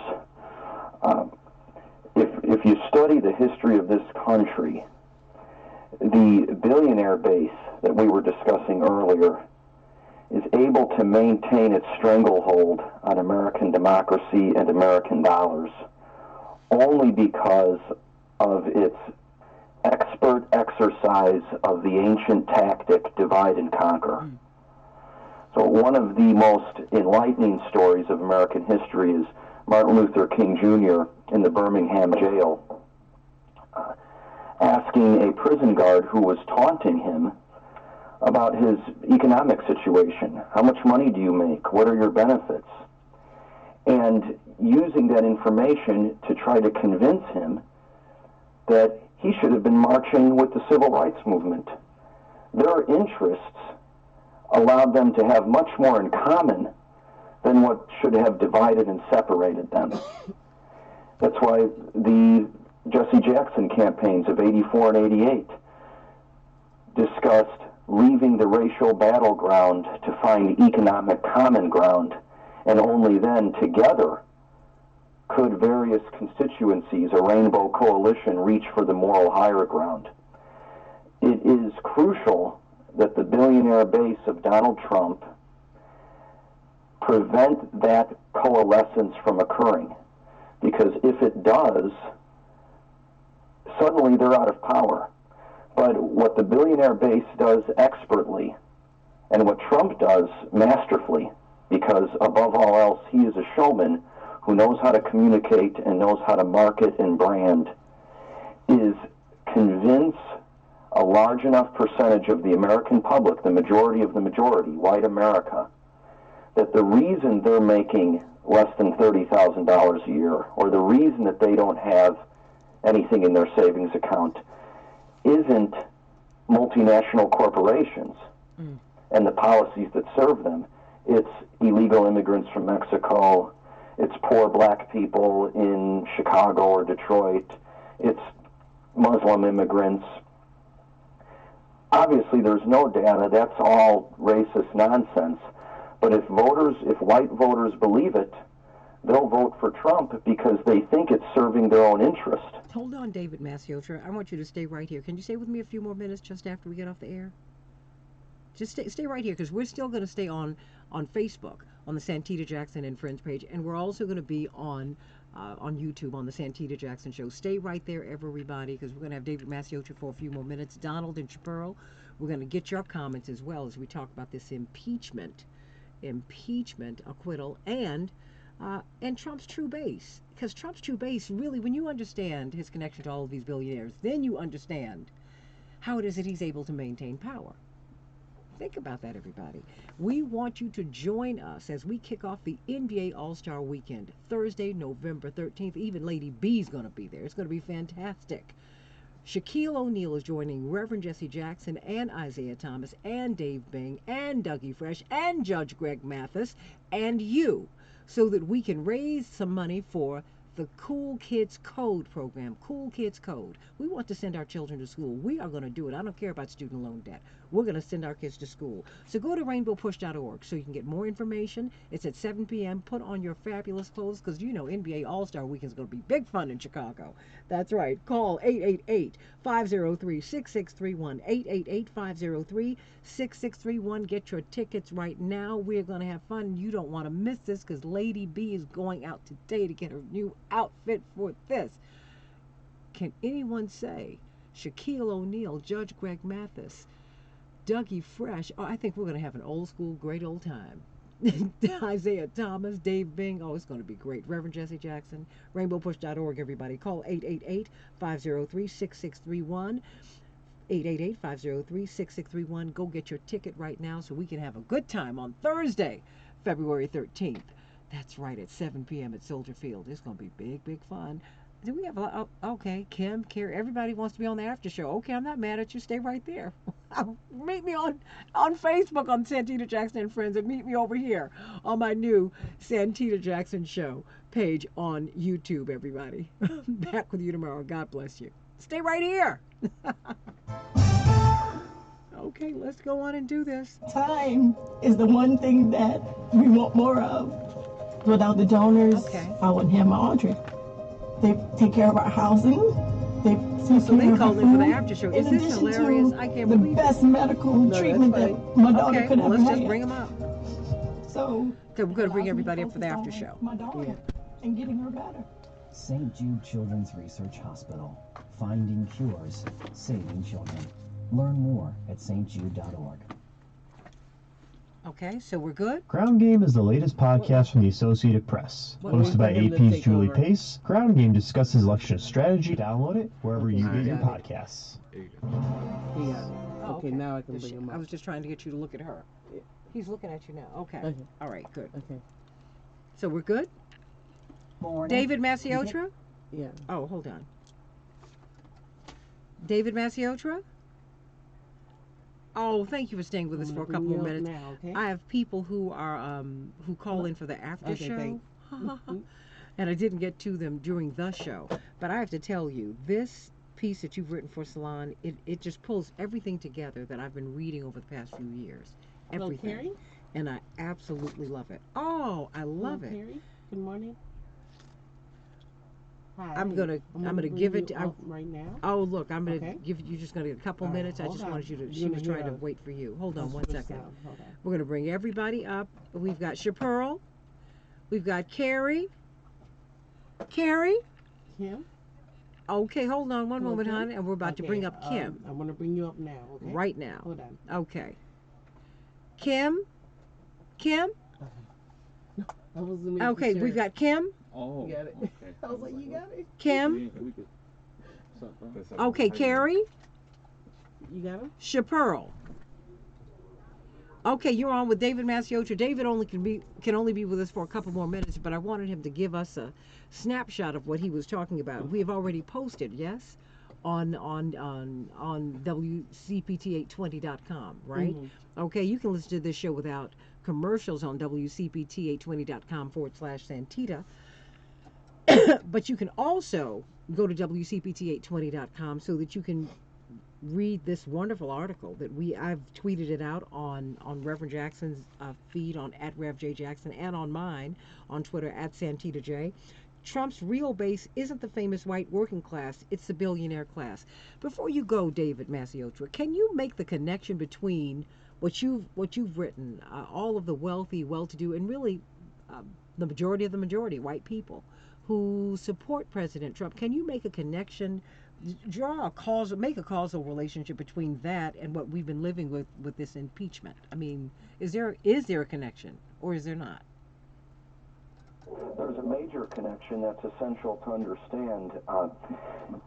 If Trump had only what Reverend Jesse Jackson referred to as the Little Red Hat Boys, he would have retired to his garish palace a long time ago, because they represent only about 25% of the American public. And as the popular vote in 2016 showed, and the midterm elections in 2018 showed, more people dislike Trump and oppose his policies than are favorable to them. So what is truly giving Trump his protection, and what sector of our society was truly responsible for his acquittal? It's, surprise, surprise, the same sector that has consistently worked, organized, and funded the weakening of our democracy, the elimination of health, safety, and environmental standards, and the prevention of the establishment of a real social welfare state. And I speak of the millionaire and billionaire class, multinational corporations, the big banks, and Wall Street financial firms. They have most benefited from Trump's policies, his tax policies, his deregulatory policies, his judicial appointments that serve capital over people. And therefore, they want the benefits to continue. So they will continue to support, enable, and encourage Donald Trump. The clearest proof of that picture is that Trump has assembled the largest campaign war chest in the history of the United States. $500 million. He has $500 million that he can put to use to flood the market with ads, hold more rallies, do whatever he feels he needs to do to win a second term. So that is what we are truly up against. It's not just, as I said earlier, some misguided voters in rural Indiana or rural Ohio. It's the billionaire class. It's the multinational corporation class. That's the bad news, and it seems pretty alarming and disturbing.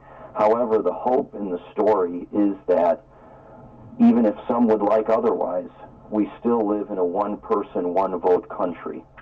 So your vote is worth as much as Rush Limbaugh's vote. Your vote is worth as much as Sheldon Adelson's vote. So if we show up in November, have a high turnout, and ensure that our country reverse course, we will. Just like showing up in 2018 gave us the House of Representatives, which has acted as a bulwark against Trump's destructive policies, and impeach Donald Trump. Well, you know, and I want people to be mindful of this appearance of the adversarial relationship between President Trump and the media, because it really is, a lot of it is show.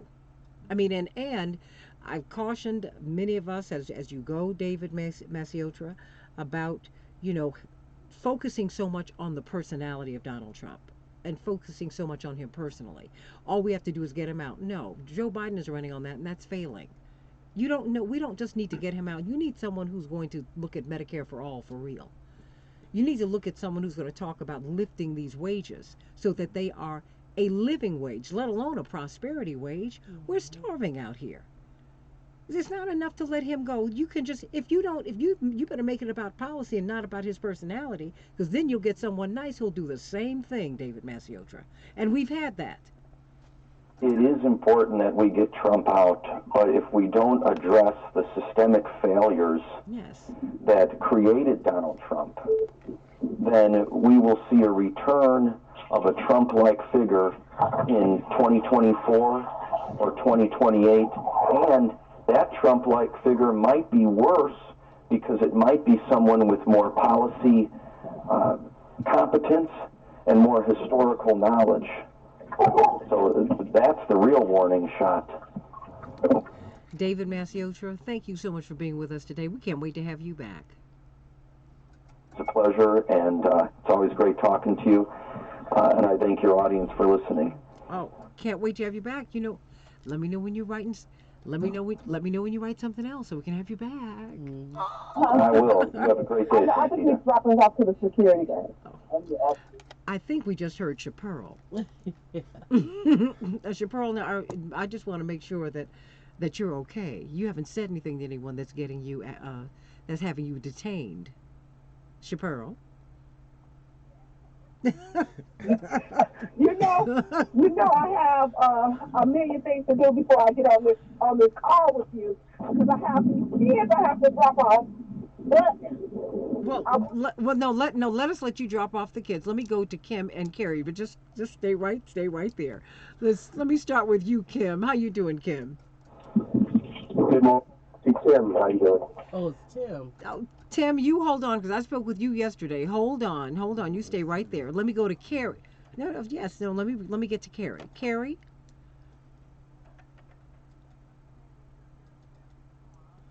Always knew that Donald Trump's main backers are the billionaires. But the thing that sparked me to call was every time I hear this story about Donald Trump, it always reminds me of two movies.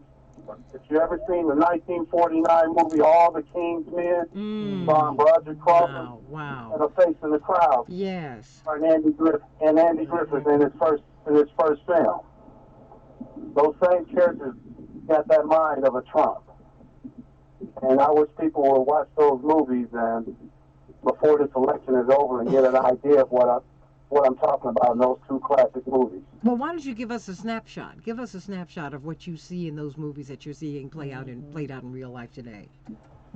Well, in All the King's Men, starring Roger Crawford in 1949, his character starts out trying to lead his campaign. I think he wants to run. I can't remember exactly because it's been a while. He wants to run for governor or senator. I think it's governor. And his campaign starts flat because he tries to get the working class on his side. He tries to go by the book and do everything the right way. Then he finds out that it's all about money, and he has to do everything the corrupt way to get what he wants. And then on the other side, with A Face in the Crowd, Andy Griffith is a white man locked up in jail, a drunk. And then he can speak. He has the gift of gab so well that people started listening to him.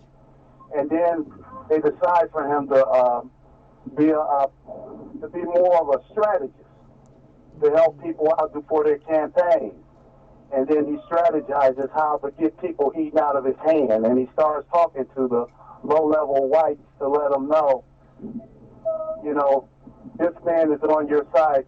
What he's talking about at that time, he's talking about a millionaire, which would be a billionaire today. So Andy Crawford is the strategist behind him, and he leads people astray. You know, the sheep follows him, and then in the end, he comes to his demise because he runs into an open mic and says, I have all of them. I have all the people who listen to me eating out of my hand like little dogs.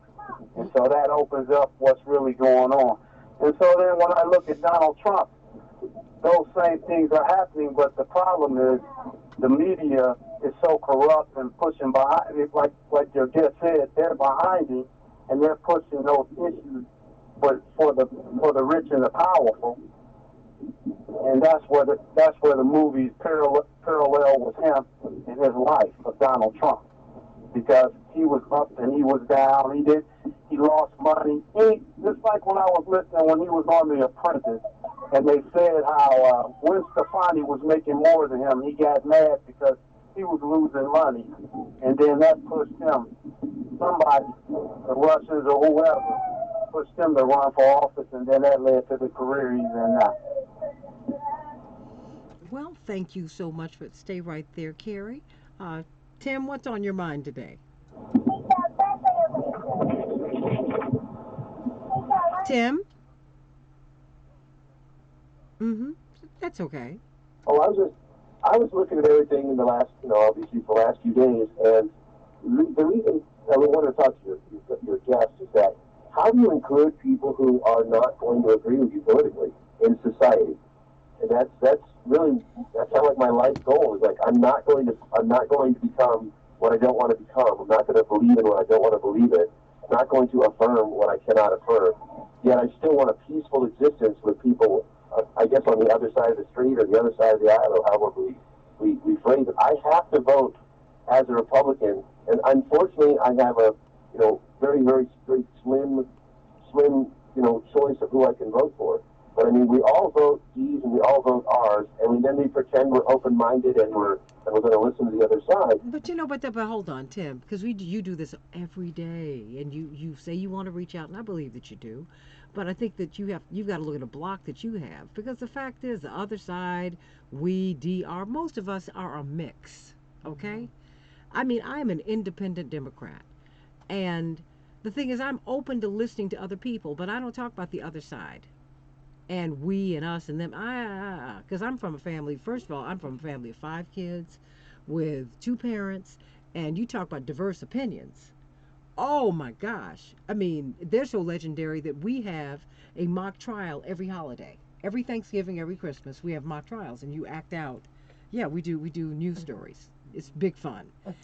And I mean, at the end of the day, bottom line, people feel the way that they feel, and you need to let that go and let them believe what they believe, and just go on and believe what you believe. Because I'm saying you're going to do that anyway. Most people are not going to fight you about your beliefs, and if they do, walk away and keep on going. You're a grown man.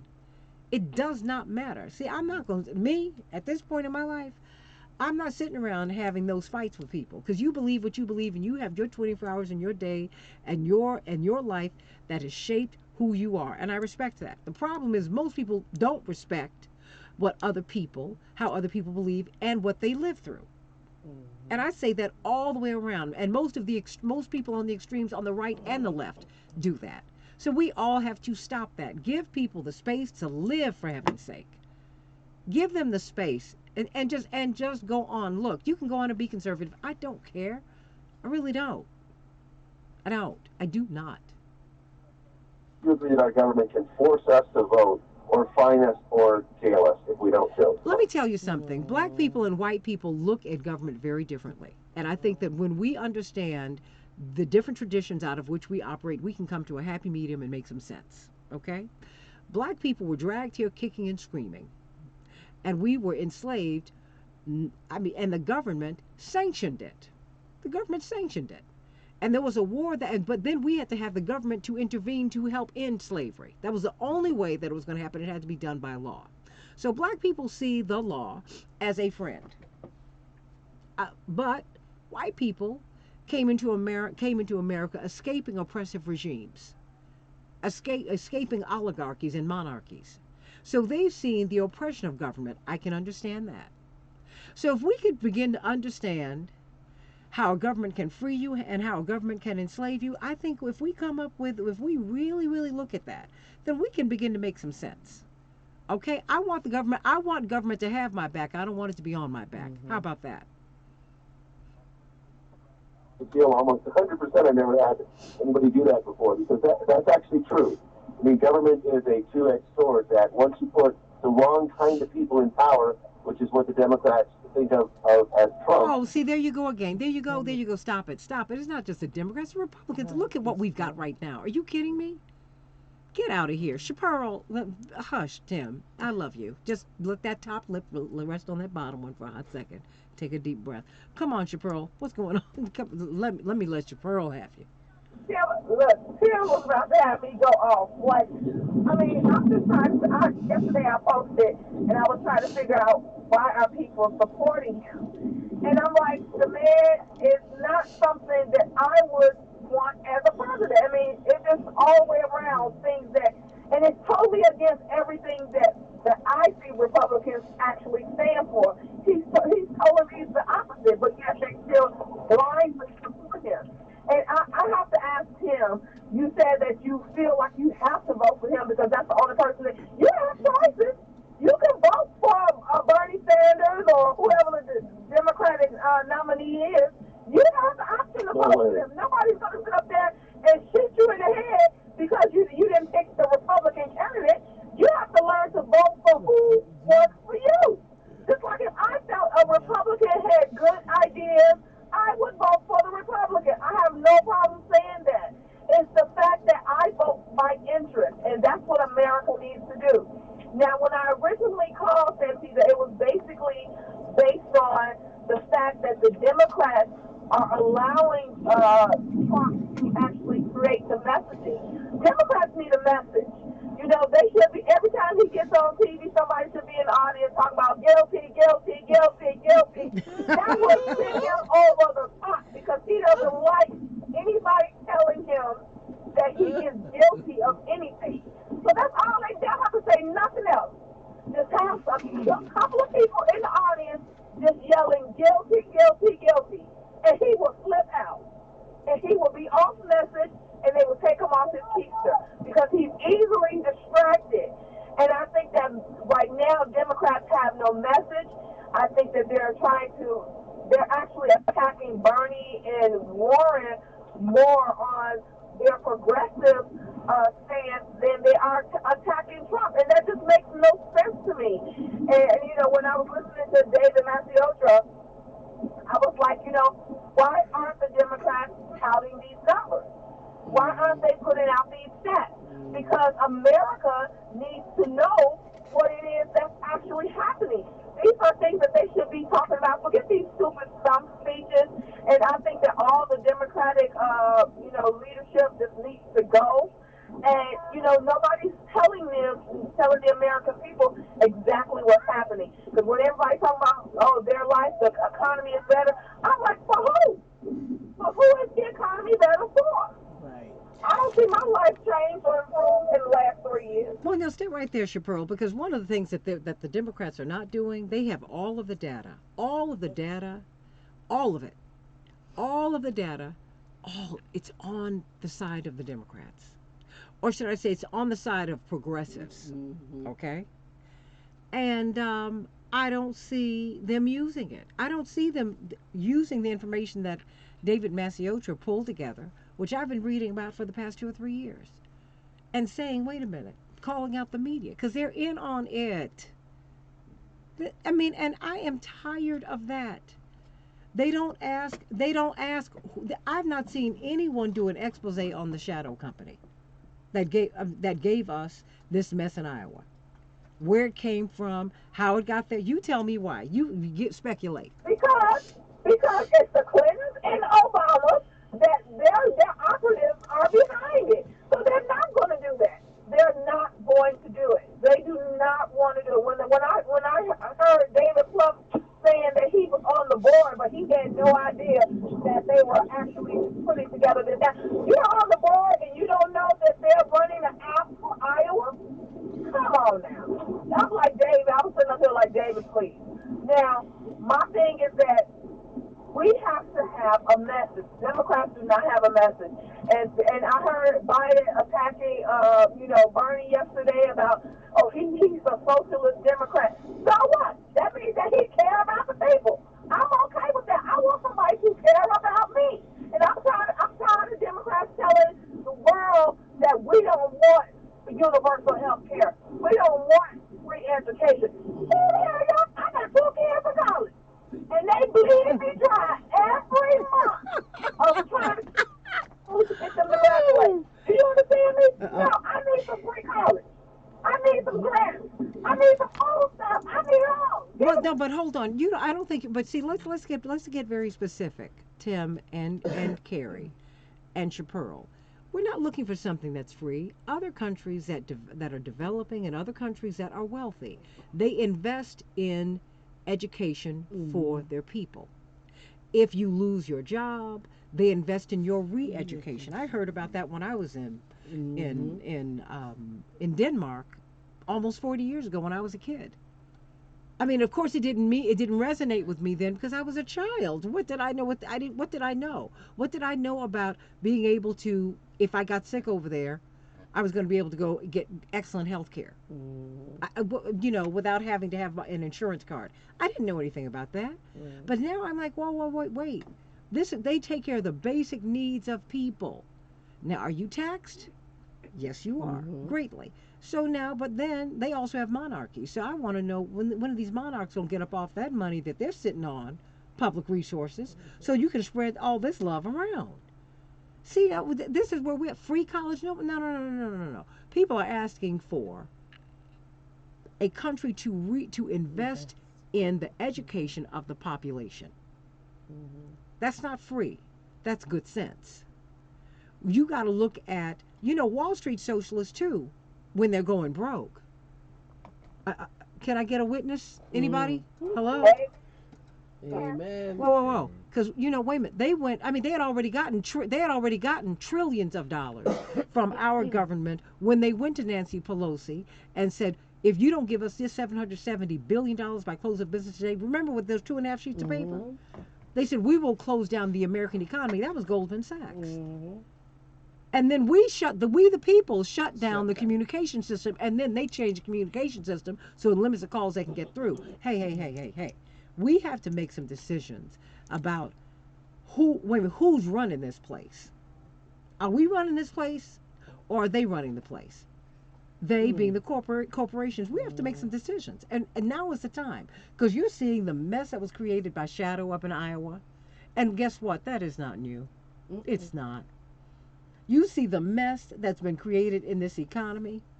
I see all of the news commentators, they're gleeful. Oh, the economy is so robust. I had several of my friends who are Trump supporters tell me, look, things are doing, for the African Americans, they're doing so well. Yeah, they're not African American, but I love them. I'm not going to lose a friendship over your political stance. I'm just not going to do that. I'm not. That having been said, I'm like, honey, you don't have to talk about the South Side. Talk to the South Side. That's who I am. I grew up here. I live here. I know what we do not have. I know what we don't have. And what we don't have is a robust economy. We don't have that. We don't have it. So when I see Pete Buttigieg tell me that we don't need Medicare for all, we need Medicare for all who want it, when I have private insurance and I just got a bill for hundreds of dollars for a little test I took. I was like, wait. This is just one test. I've had several others. So I know what's coming my way. I'm like, how did that? And I've got a great insurance plan, and it's private, and it's not enough. So who are y'all talking to? Right. But then when I go through your campaign logs, when I can find out who's contributing to your campaigns, then I go, Oh, the pharmaceutical industry. Oh, the insurance industry. Oh, okay, I get it. Okay, somebody needs to investigate that and call them out. But you're not going to see it in the mainstream media, which is why you have to support progressive media and independent media. Because we're the ones who are going to tell you. Mm-hmm. We're the ones. So I've said what I've had to say. You and Tim and Carrie have at it, Chappelle.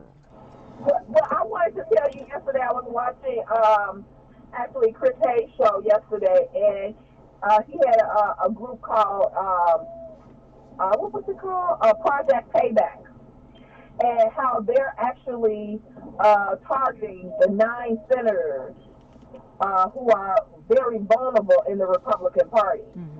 And I thought that was very interesting. I thought it was a great strategy because, without a doubt, we have to flip this Senate.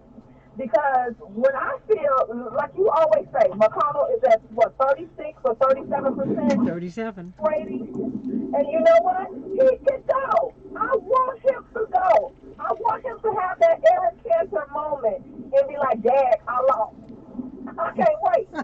So I think, we need to support Project Payback and the Democrats. And I'm wondering, with Tom Steyer and Bloomberg, how about y'all give us $100 million to run negative campaigns against the Republicans? Because I don't want neither one of y'all, because y'all not doing nothing for me. And I know that Bloomberg was, besides his stop and frisk issue, he was a staunch Republican. He was a Bush supporter. He was on stage with Bush. And so I'm like, okay, so this mentality of Democrats in name only, that's not working for me. I don't want a moderate. I do not want a moderate in office.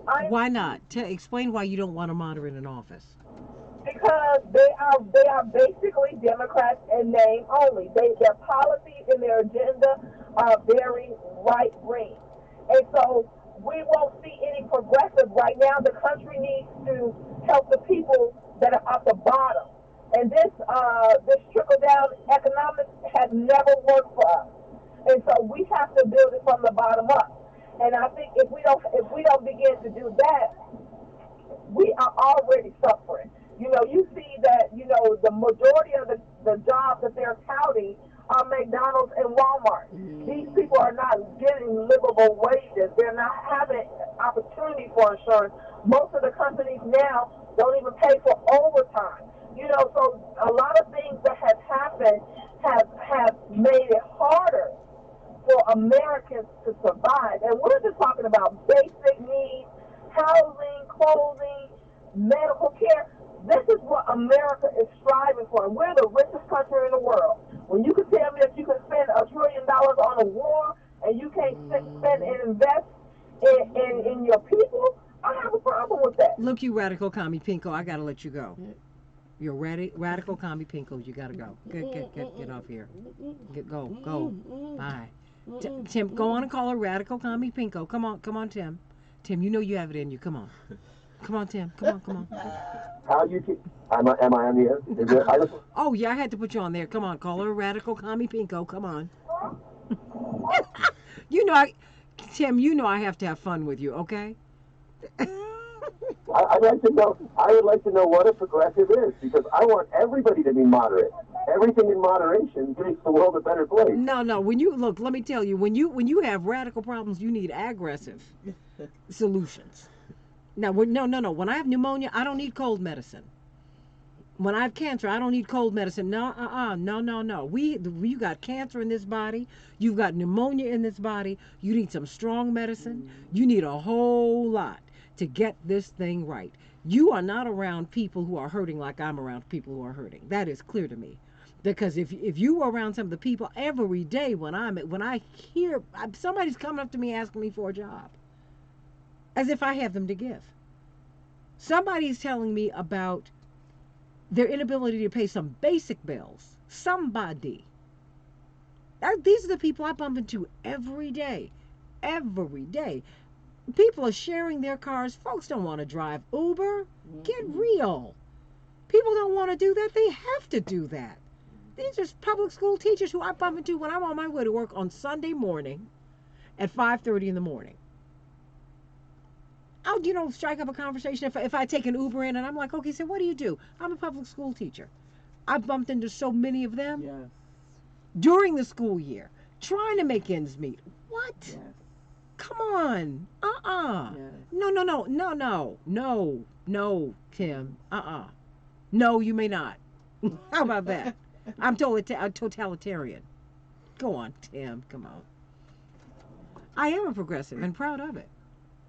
And you know what? But let me tell you who I am also. I am a mix. Like most people. I'm a mix like most black folks. Black people are socially very, very, very conservative. We give people space. It was just with liberals. Liberals actually worked with us in the freedom struggle. Maybe not equality so much, but certainly in the freedom struggle, which is why we have been over here. But a lot of these conversations that liberals have make black people very uneasy. So we're all a mix of a lot of things. So I don't want to hear, because as if being a conservative makes someone superior, all these sex scandals are with these conservatives. Biggest, craziest people in the world. So now you speak to that. Go on. I want universal health care. So I don't know if that makes me a rhino or if that makes me a Marxist. It makes you a human being who understands that we all deserve health care. How about that? Take the label off of it. Go on. Now, where's Carrie? Carrie? No, wait a minute. I got to bring Carrie in because Carrie's just sitting there, and I can't let Carrie just sit there. Well, because what I'm listening to is, if we've been bent so far to the right all these years, how come it's like Sam? I'm not trying to pick on him, but if it was working, then why is it not working if we've been to the right for all these years? And then when you mention socialism. Well, you can, and when someone mentions a socialism or all that, or progressive, you guys panic. But we got the trickle-down theory. It's not working. Voter suppression. Why would you want to suppress a vote? I don't understand all that. Explain how is that working and you want to suppress a vote, but with it and women's rights. Tell me, how does that work? I don't see it. This is what Santita was angry about when I generalized. Now, I'd like to know why everybody's fleeing, or so many people are fleeing California and Illinois and moving to conservative states, because conservative states do a better job of their societies than democratically run states. That's what I see. That's how I see it. Yeah, but you're controlling the woman's body. That doesn't compute to me. I don't see where that adds up. That's all about my daughter. My daughter, when we had an ultrasound, she was my daughter. She was my daughter inside somebody's body.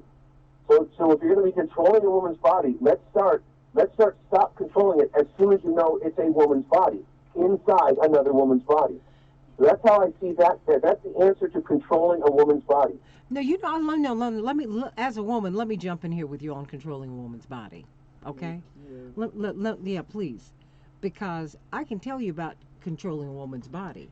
You know, my grandmother, and I've shared this with you before, my father's mother, I was very excited. We got some advanced copies of Roots 2, and I think we all sound like we are old enough, or at least a couple of us are old enough to remember Roots 1.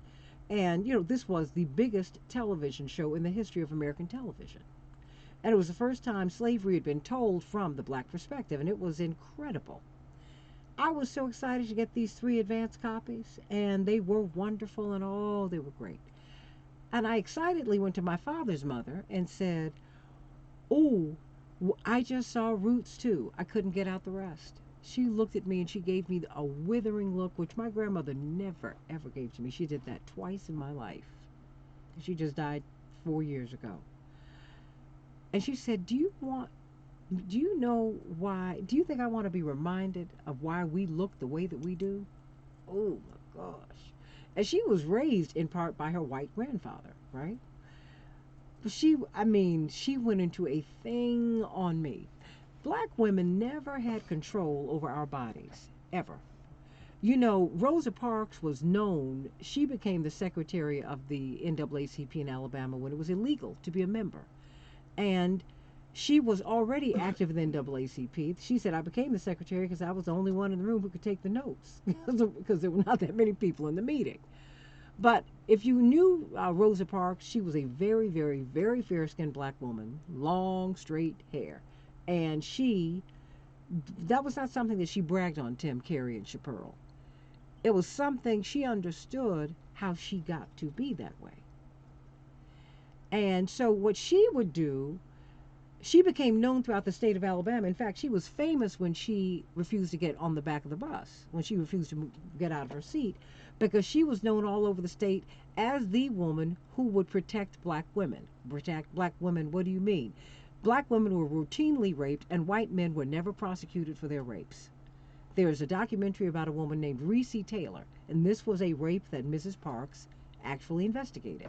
Reese Taylor was a newlywed with a newborn. I mean, she'd been married 2 or 3 years. She had a child that was a toddler, and she had gone to Wednesday night service. But I don't know if it was on a Wednesday, but it was during the week. And she was walking home with a friend, because no one walked home by themselves. And a group of young white men passed by her, and they decided to chase her down, and they gang raped her. And they gang raped her to such an extent that she could no longer have children. Okay? They just destroyed her inside. But this happened routinely. And black women, even though most of us are not inclined to have abortions, because it's like, whoa, but my goodness, when you talk about not having control, don't talk to me about women and control of our bodies, because the same people who want to force me to have a baby will not pay for it. You're not going to pay for prenatal care. You're not going to pay for Head Start. You're not going to pay for me to feed my child. What you're going to do is you're going to embarrass me and try to humiliate me if I need some assistance. You're not going to pay for Head Start. You're not going to invest in the education of this child. And I'm not saying you, Tim, I'm saying the system doesn't. Just stop playing. Because if either you are pro-life or you are or you're not. If you're pro-life, you are pro-life from the womb to the tomb. I promise you, you would cut the divorce rate. I mean, it's not just the divorce rate. That was a Freudian slip. You would cut the rate of abortion if people actually were family friendly. When women got pregnant, you were a woman in trouble if you were out of wedlock. In trouble because you didn't have any help. It wasn't just the social pressures. You had no money. You had no system in place that would help you have that child and raise it. And don't tell me, oh, she shouldn't have been sleeping with the guy. Then you should not have been asking, unless you're a rapist. So stop. Stop with all of this. I'm conservative. What does that mean? It doesn't mean anything, because all these sex scandals, I want to move forward. That's what it means. I want us to evolve, and I want us to advance. What are you conserving? What? Because unless you are very, very unless we got about 5 more minutes of this discussion, because I gotta go. But unless you are very wealthy, unless you're part of the oligarchy, you are not conserving anything. You are trying to make money, and you are a paycheck or two away from disaster, from economic oblivion. All the studies show that in America, that's what most Americans are. We are a paycheck, a missed paycheck or two away from oblivion. What are you conserving? Nothing.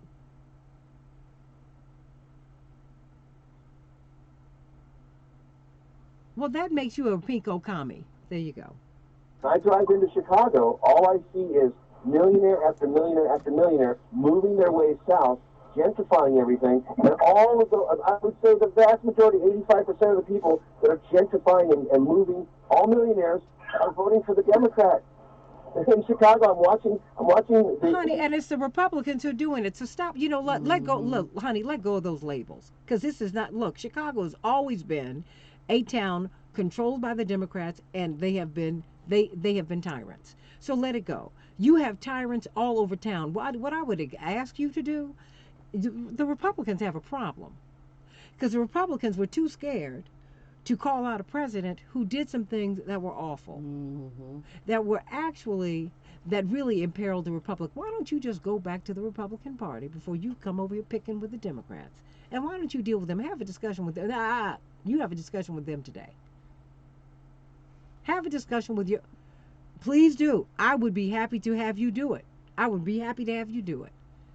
You have that discussion with them today. Tell them to leave Mitt Romney alone. Because all Mitt Romney was doing was what his daddy showed him how to do. Mitt Romney's father walked out of the 1964 Republican convention because they refused to put forth a meaningful civil rights platform. That's where Mitt Romney comes from. Mitt Romney's father was a governor of Michigan, and he had to get along with Aretha Franklin's father, who was the biggest black preacher in America. He had to get along with everybody. He had to get along with the head of AFL-CIO, the Teamsters. He got along with everybody. And when he got to that 64 convention and saw that they did not want to put forth a meaningful civil rights platform, he said, you all are not serious. So you know what, I'm not going to fool with you because I see you all want Goldwater, who is frightening people. I'm out of this. This is not the Republican. This is not the kind of Republican that I am going to be.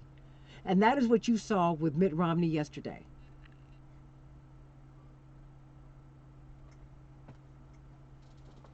By this president or the Republican Party. I think he does. You know what? You know who did that? Let me tell you something. The biggest joke in the world was as we talk about John McCain.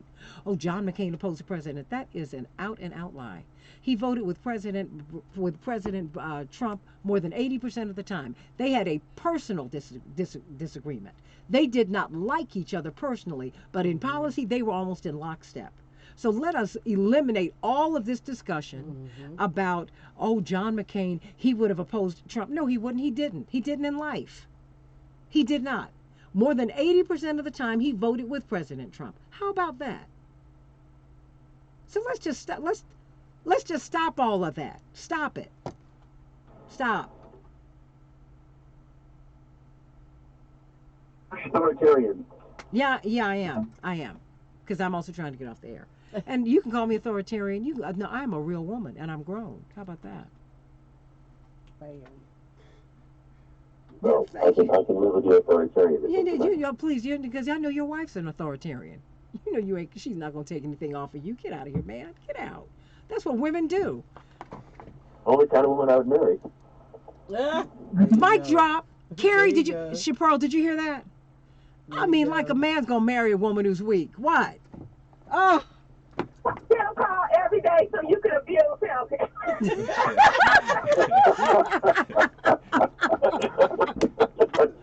Oh. You get him straight every day, and I love it. And Tim loves it. You know, Tim needs to stop it. I'm still a Republican, and I'll still vote more R's than I vote D's. I do not care, and you know I don't care, and you know I just love you. I just want you to vote.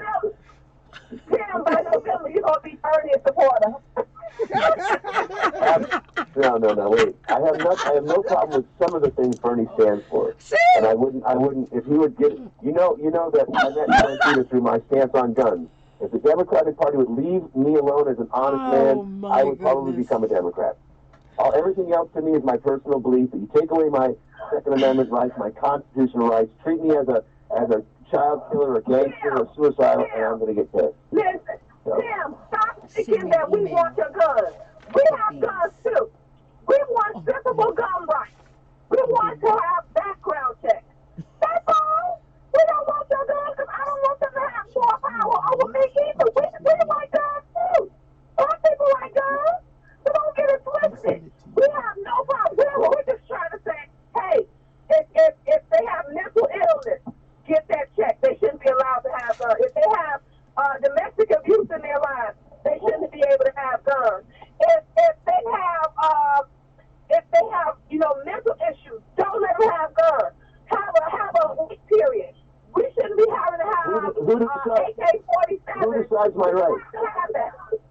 Huh? Who decides that? Who decides that for me? Moms demanding justice. March for Our Lives. Bloomberg. Who's going to decide my rights for me? Who's going to decide my rights for me? Tim, you know that.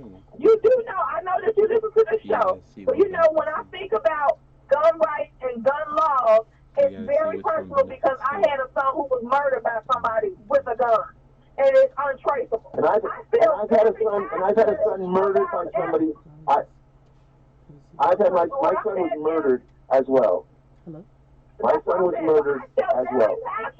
I feel very passionate about being able to detect these guns, being able to trace these guns, being able to figure out why we need all this ammunition. You go get endless. I feel that stuff needs to be regulated. If I am my car without a license. I cannot, I have to be insured. All of these things I feel gun owners should have. These are just reasonable things because of what has happened to me in my life. And I don't think that is a Republican issue or a Democratic issue. That's a mother issue of somebody who lost a child. So my thing is that,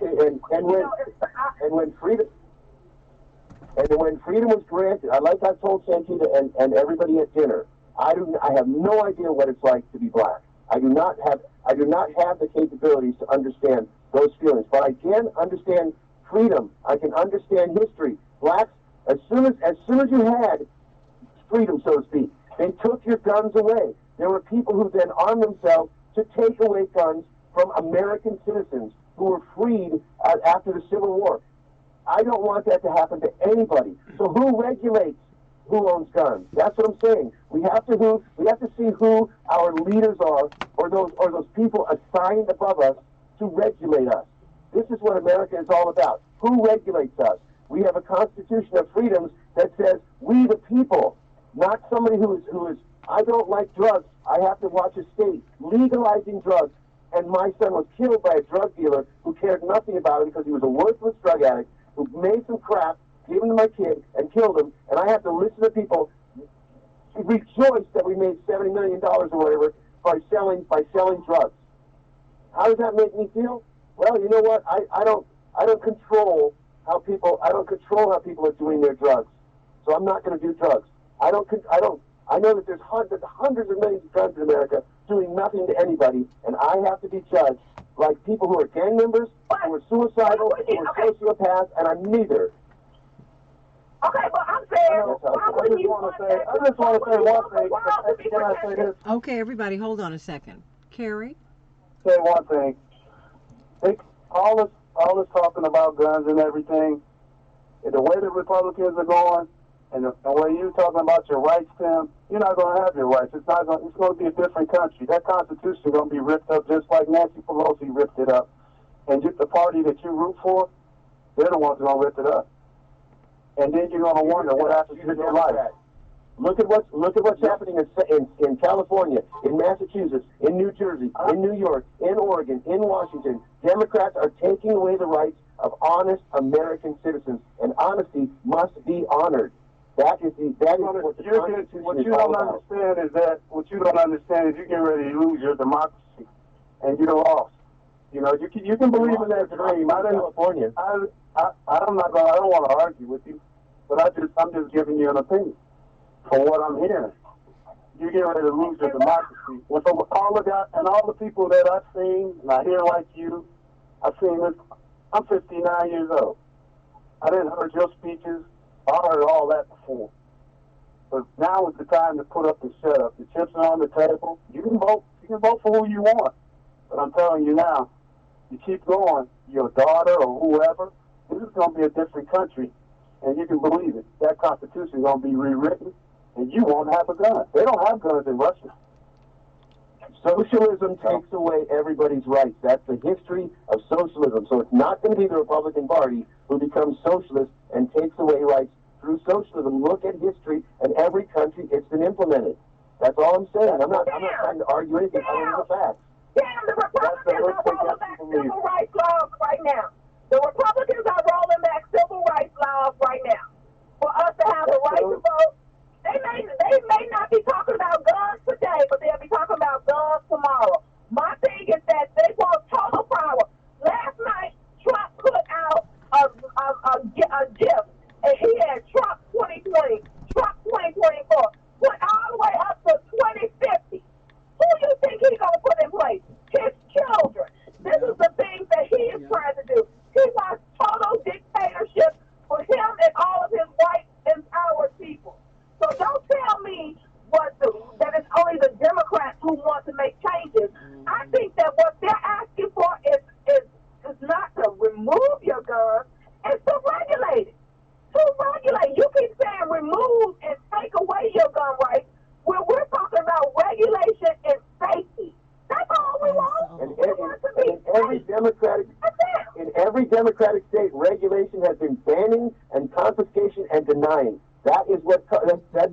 Just look at the facts. I'm not telling you anything. I'm not saying anything.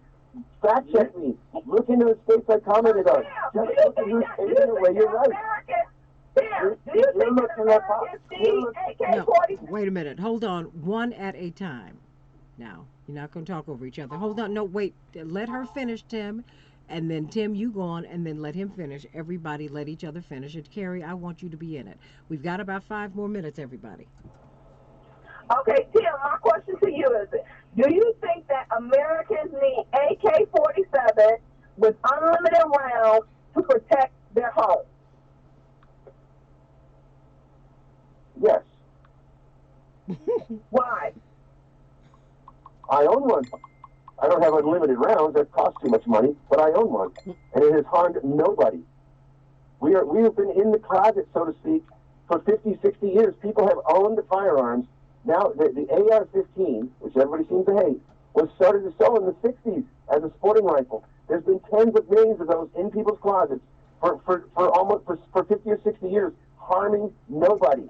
Now, all of a sudden, because some sociopaths, 5 or 6 or 7 sociopaths do something, gang members in horrible places do things, and my rights are being taken away because of a sociopath, a suicidal person, or gang members? Come on now, that's ridiculous. You would freak out if I said that. You would freak out if I said, let's judge everybody that has this or that because why would you do something with this or that? We're going to take away everything. I own an AR-15. It does nothing. I own Glock handguns. They do nothing. There are millions, hundreds of millions of handguns and rifles doing nothing. But you know what? Let me tell you, Tim, you are. I mean, I can appreciate you and protecting your gun rights because I believe that they should be protected. But I have to tell you, that's not front of mind for Chaparral. I don't think for Carrie or for me. When I'm thinking, what's front of mind for me, and this is where we have to continue to have conversations. I'm thinking about hunger and poverty. I want no, don't lick your wounds. You've not been wounded. You have talked, and I've got to get off because I've got to release the studio. But and you talk and that's why you continue to call because you know you're going to get heard. So don't try that. Don't you dare insult me that way. Hush. Let that top lip rest on that bottom one and just listen for a minute. What's front of mind for many of us? Healthcare costs. Because even with insurance, you cannot afford to get sick because you cannot afford. This woman paid $28,000+ because she had strep throat. Because when you get the throat culture, if the throat culture is not examined in a lab that's in your network, you get charged. And on and on and on and on it goes. The people I know are trying to eat from day to day. They're looking for affordable housing. They're having to move out of Chicago but still work in Chicago because they cannot afford to live here. Now, mind you, have your gun rights. I respect that. But those of us who live with gunshots outside of our windows, and I'm not one of those persons. I'm not going to lie. I am not one of those persons, thank God, and I don't want to be. But I know some people who do live hearing gunshots every day. And they want some regulation, and they deserve it. Because you have crates of loaded guns that are dropped in the middle of the black community. Like, you don't have drug raids in the white community. You don't have them there. But all the white kids come over to our neighborhood to buy the drugs. Really? So come on now. You don't have drug raids on college campuses. What? But you constantly have the drug dealers, and they always look black, and they always look Hispanic, and they're always going into these little nasty little tenements, and and the drug users, and then you have all the stars' children and all the prominent kids' children who are the drug addicts. How'd you get the drugs? Where'd you get them from? So come on now, let's have some mature conversations about where we really are. I can appreciate you with your guns, but you need to hear Chaparral, because it took her a year, but she was finally able to get the video of her son just before he was shot, and then she saw him dying on the ground. And you are a humane human being. You can certainly listen to her and understand her pain. If you don't, you need to figure it out. And you're a good man. I know that you can understand that. You need to hear her story. She's listening to you. You need to hear him, Chaparral. We all need to listen to each other and then make a decision to come to some kind of agreement. Because, like you told me, an authoritarian, I know you're married to an authoritarian because you're a whole lot, Tim. And every good man wants a woman who makes some good sense so I can help you. Because my gift from God is to influence you. And I need to make more sense. That's right. And I make more sense than you. That's what women do. You have the missing rib. I have nothing missing. That's the way God made it. You still need me. Women can function without you, but we don't need to function without each other. We need to grow. So now let us move forward. Let us move forward. Now, I love you, Tim. I love you, Carrie. I love you, Chaparral. I love all of y'all. But we're going to go. Now, I'm going to give everybody 30, and I mean 30 seconds, to make a final comment. And I'll make you last, Carrie, because you have been so patient while he's been dodging all the balls from everybody. Chaparral, you go first. Mine is real simple.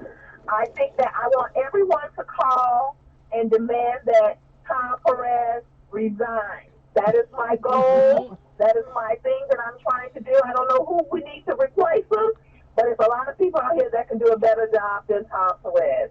I think that he's useless, and he ain't doing nothing to help promote a positive message for the Democrats to get on board.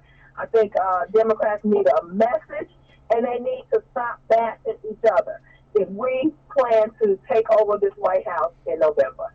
Keep that seat up. Boom. You know, remember who almost became the chairman of the party was Keith Ellison, the Bernie wing, but he got wedged in at the last minute. Remember?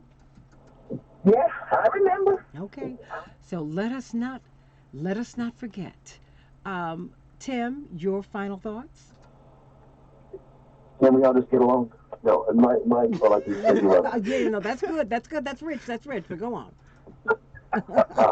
I just want people. I just want to have a voice for this. I want to raise my hand and say, hey, how are we going to pay for this, or what happens to the people who, when 50.1% of the people vote a president in, there's 49.9% of the society that's not agreeable. They're not agreeing with that. But how do you get them? How do you serve them as well? When how do we serve each other, even if we have diametrically opposed belief systems or ideologies? That's all. I mean, I want everybody to live the way they want. And you heard my passion when it comes to the freedom of the Second Amendment.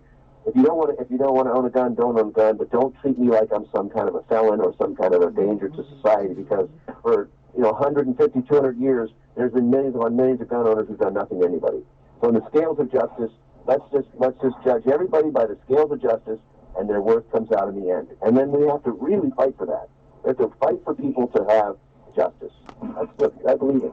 Carrie, I sure would love to have him go lecture the police. Oops. Because that would be nice so we could stop getting shot. But Carrie, what's your final thought? Yeah, I was literally thinking that. When a man tells you like Liz Parnas, who was in the room where it happened, believe the man. Listen to the facts.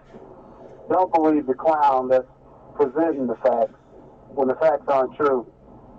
And then one day, you'll all come together and wake up, and you'll see that you're being misled from the Republican Party, because what they're saying are nothing but falsehoods. And the day we'll wake up and come together, America will be great then, and then we can write a constitution that'll work for everyone. But right now, if we keep going on this course, we're doomed. Everybody, I love talking with you all every day. And it was so cute that you and Tim called at the end of the show so you could jump on the after show. You all are too rich. Love it. I love you. I love you. I love you. And you know what? Let's keep on talking. Tim, Carrie, and Chaparral. Because I think that, having these discussions with each other, we can stop demonizing each other. Because you might hear Tim on another show and say, but you know what? I did talk to him. And he's actually a nice guy. Tim, you might hear Chaparral and go, but she's actually a nice person. You all might hear Carrie and go, nice people. Let's kind of give each other the benefit of the doubt, and begin to work together, and be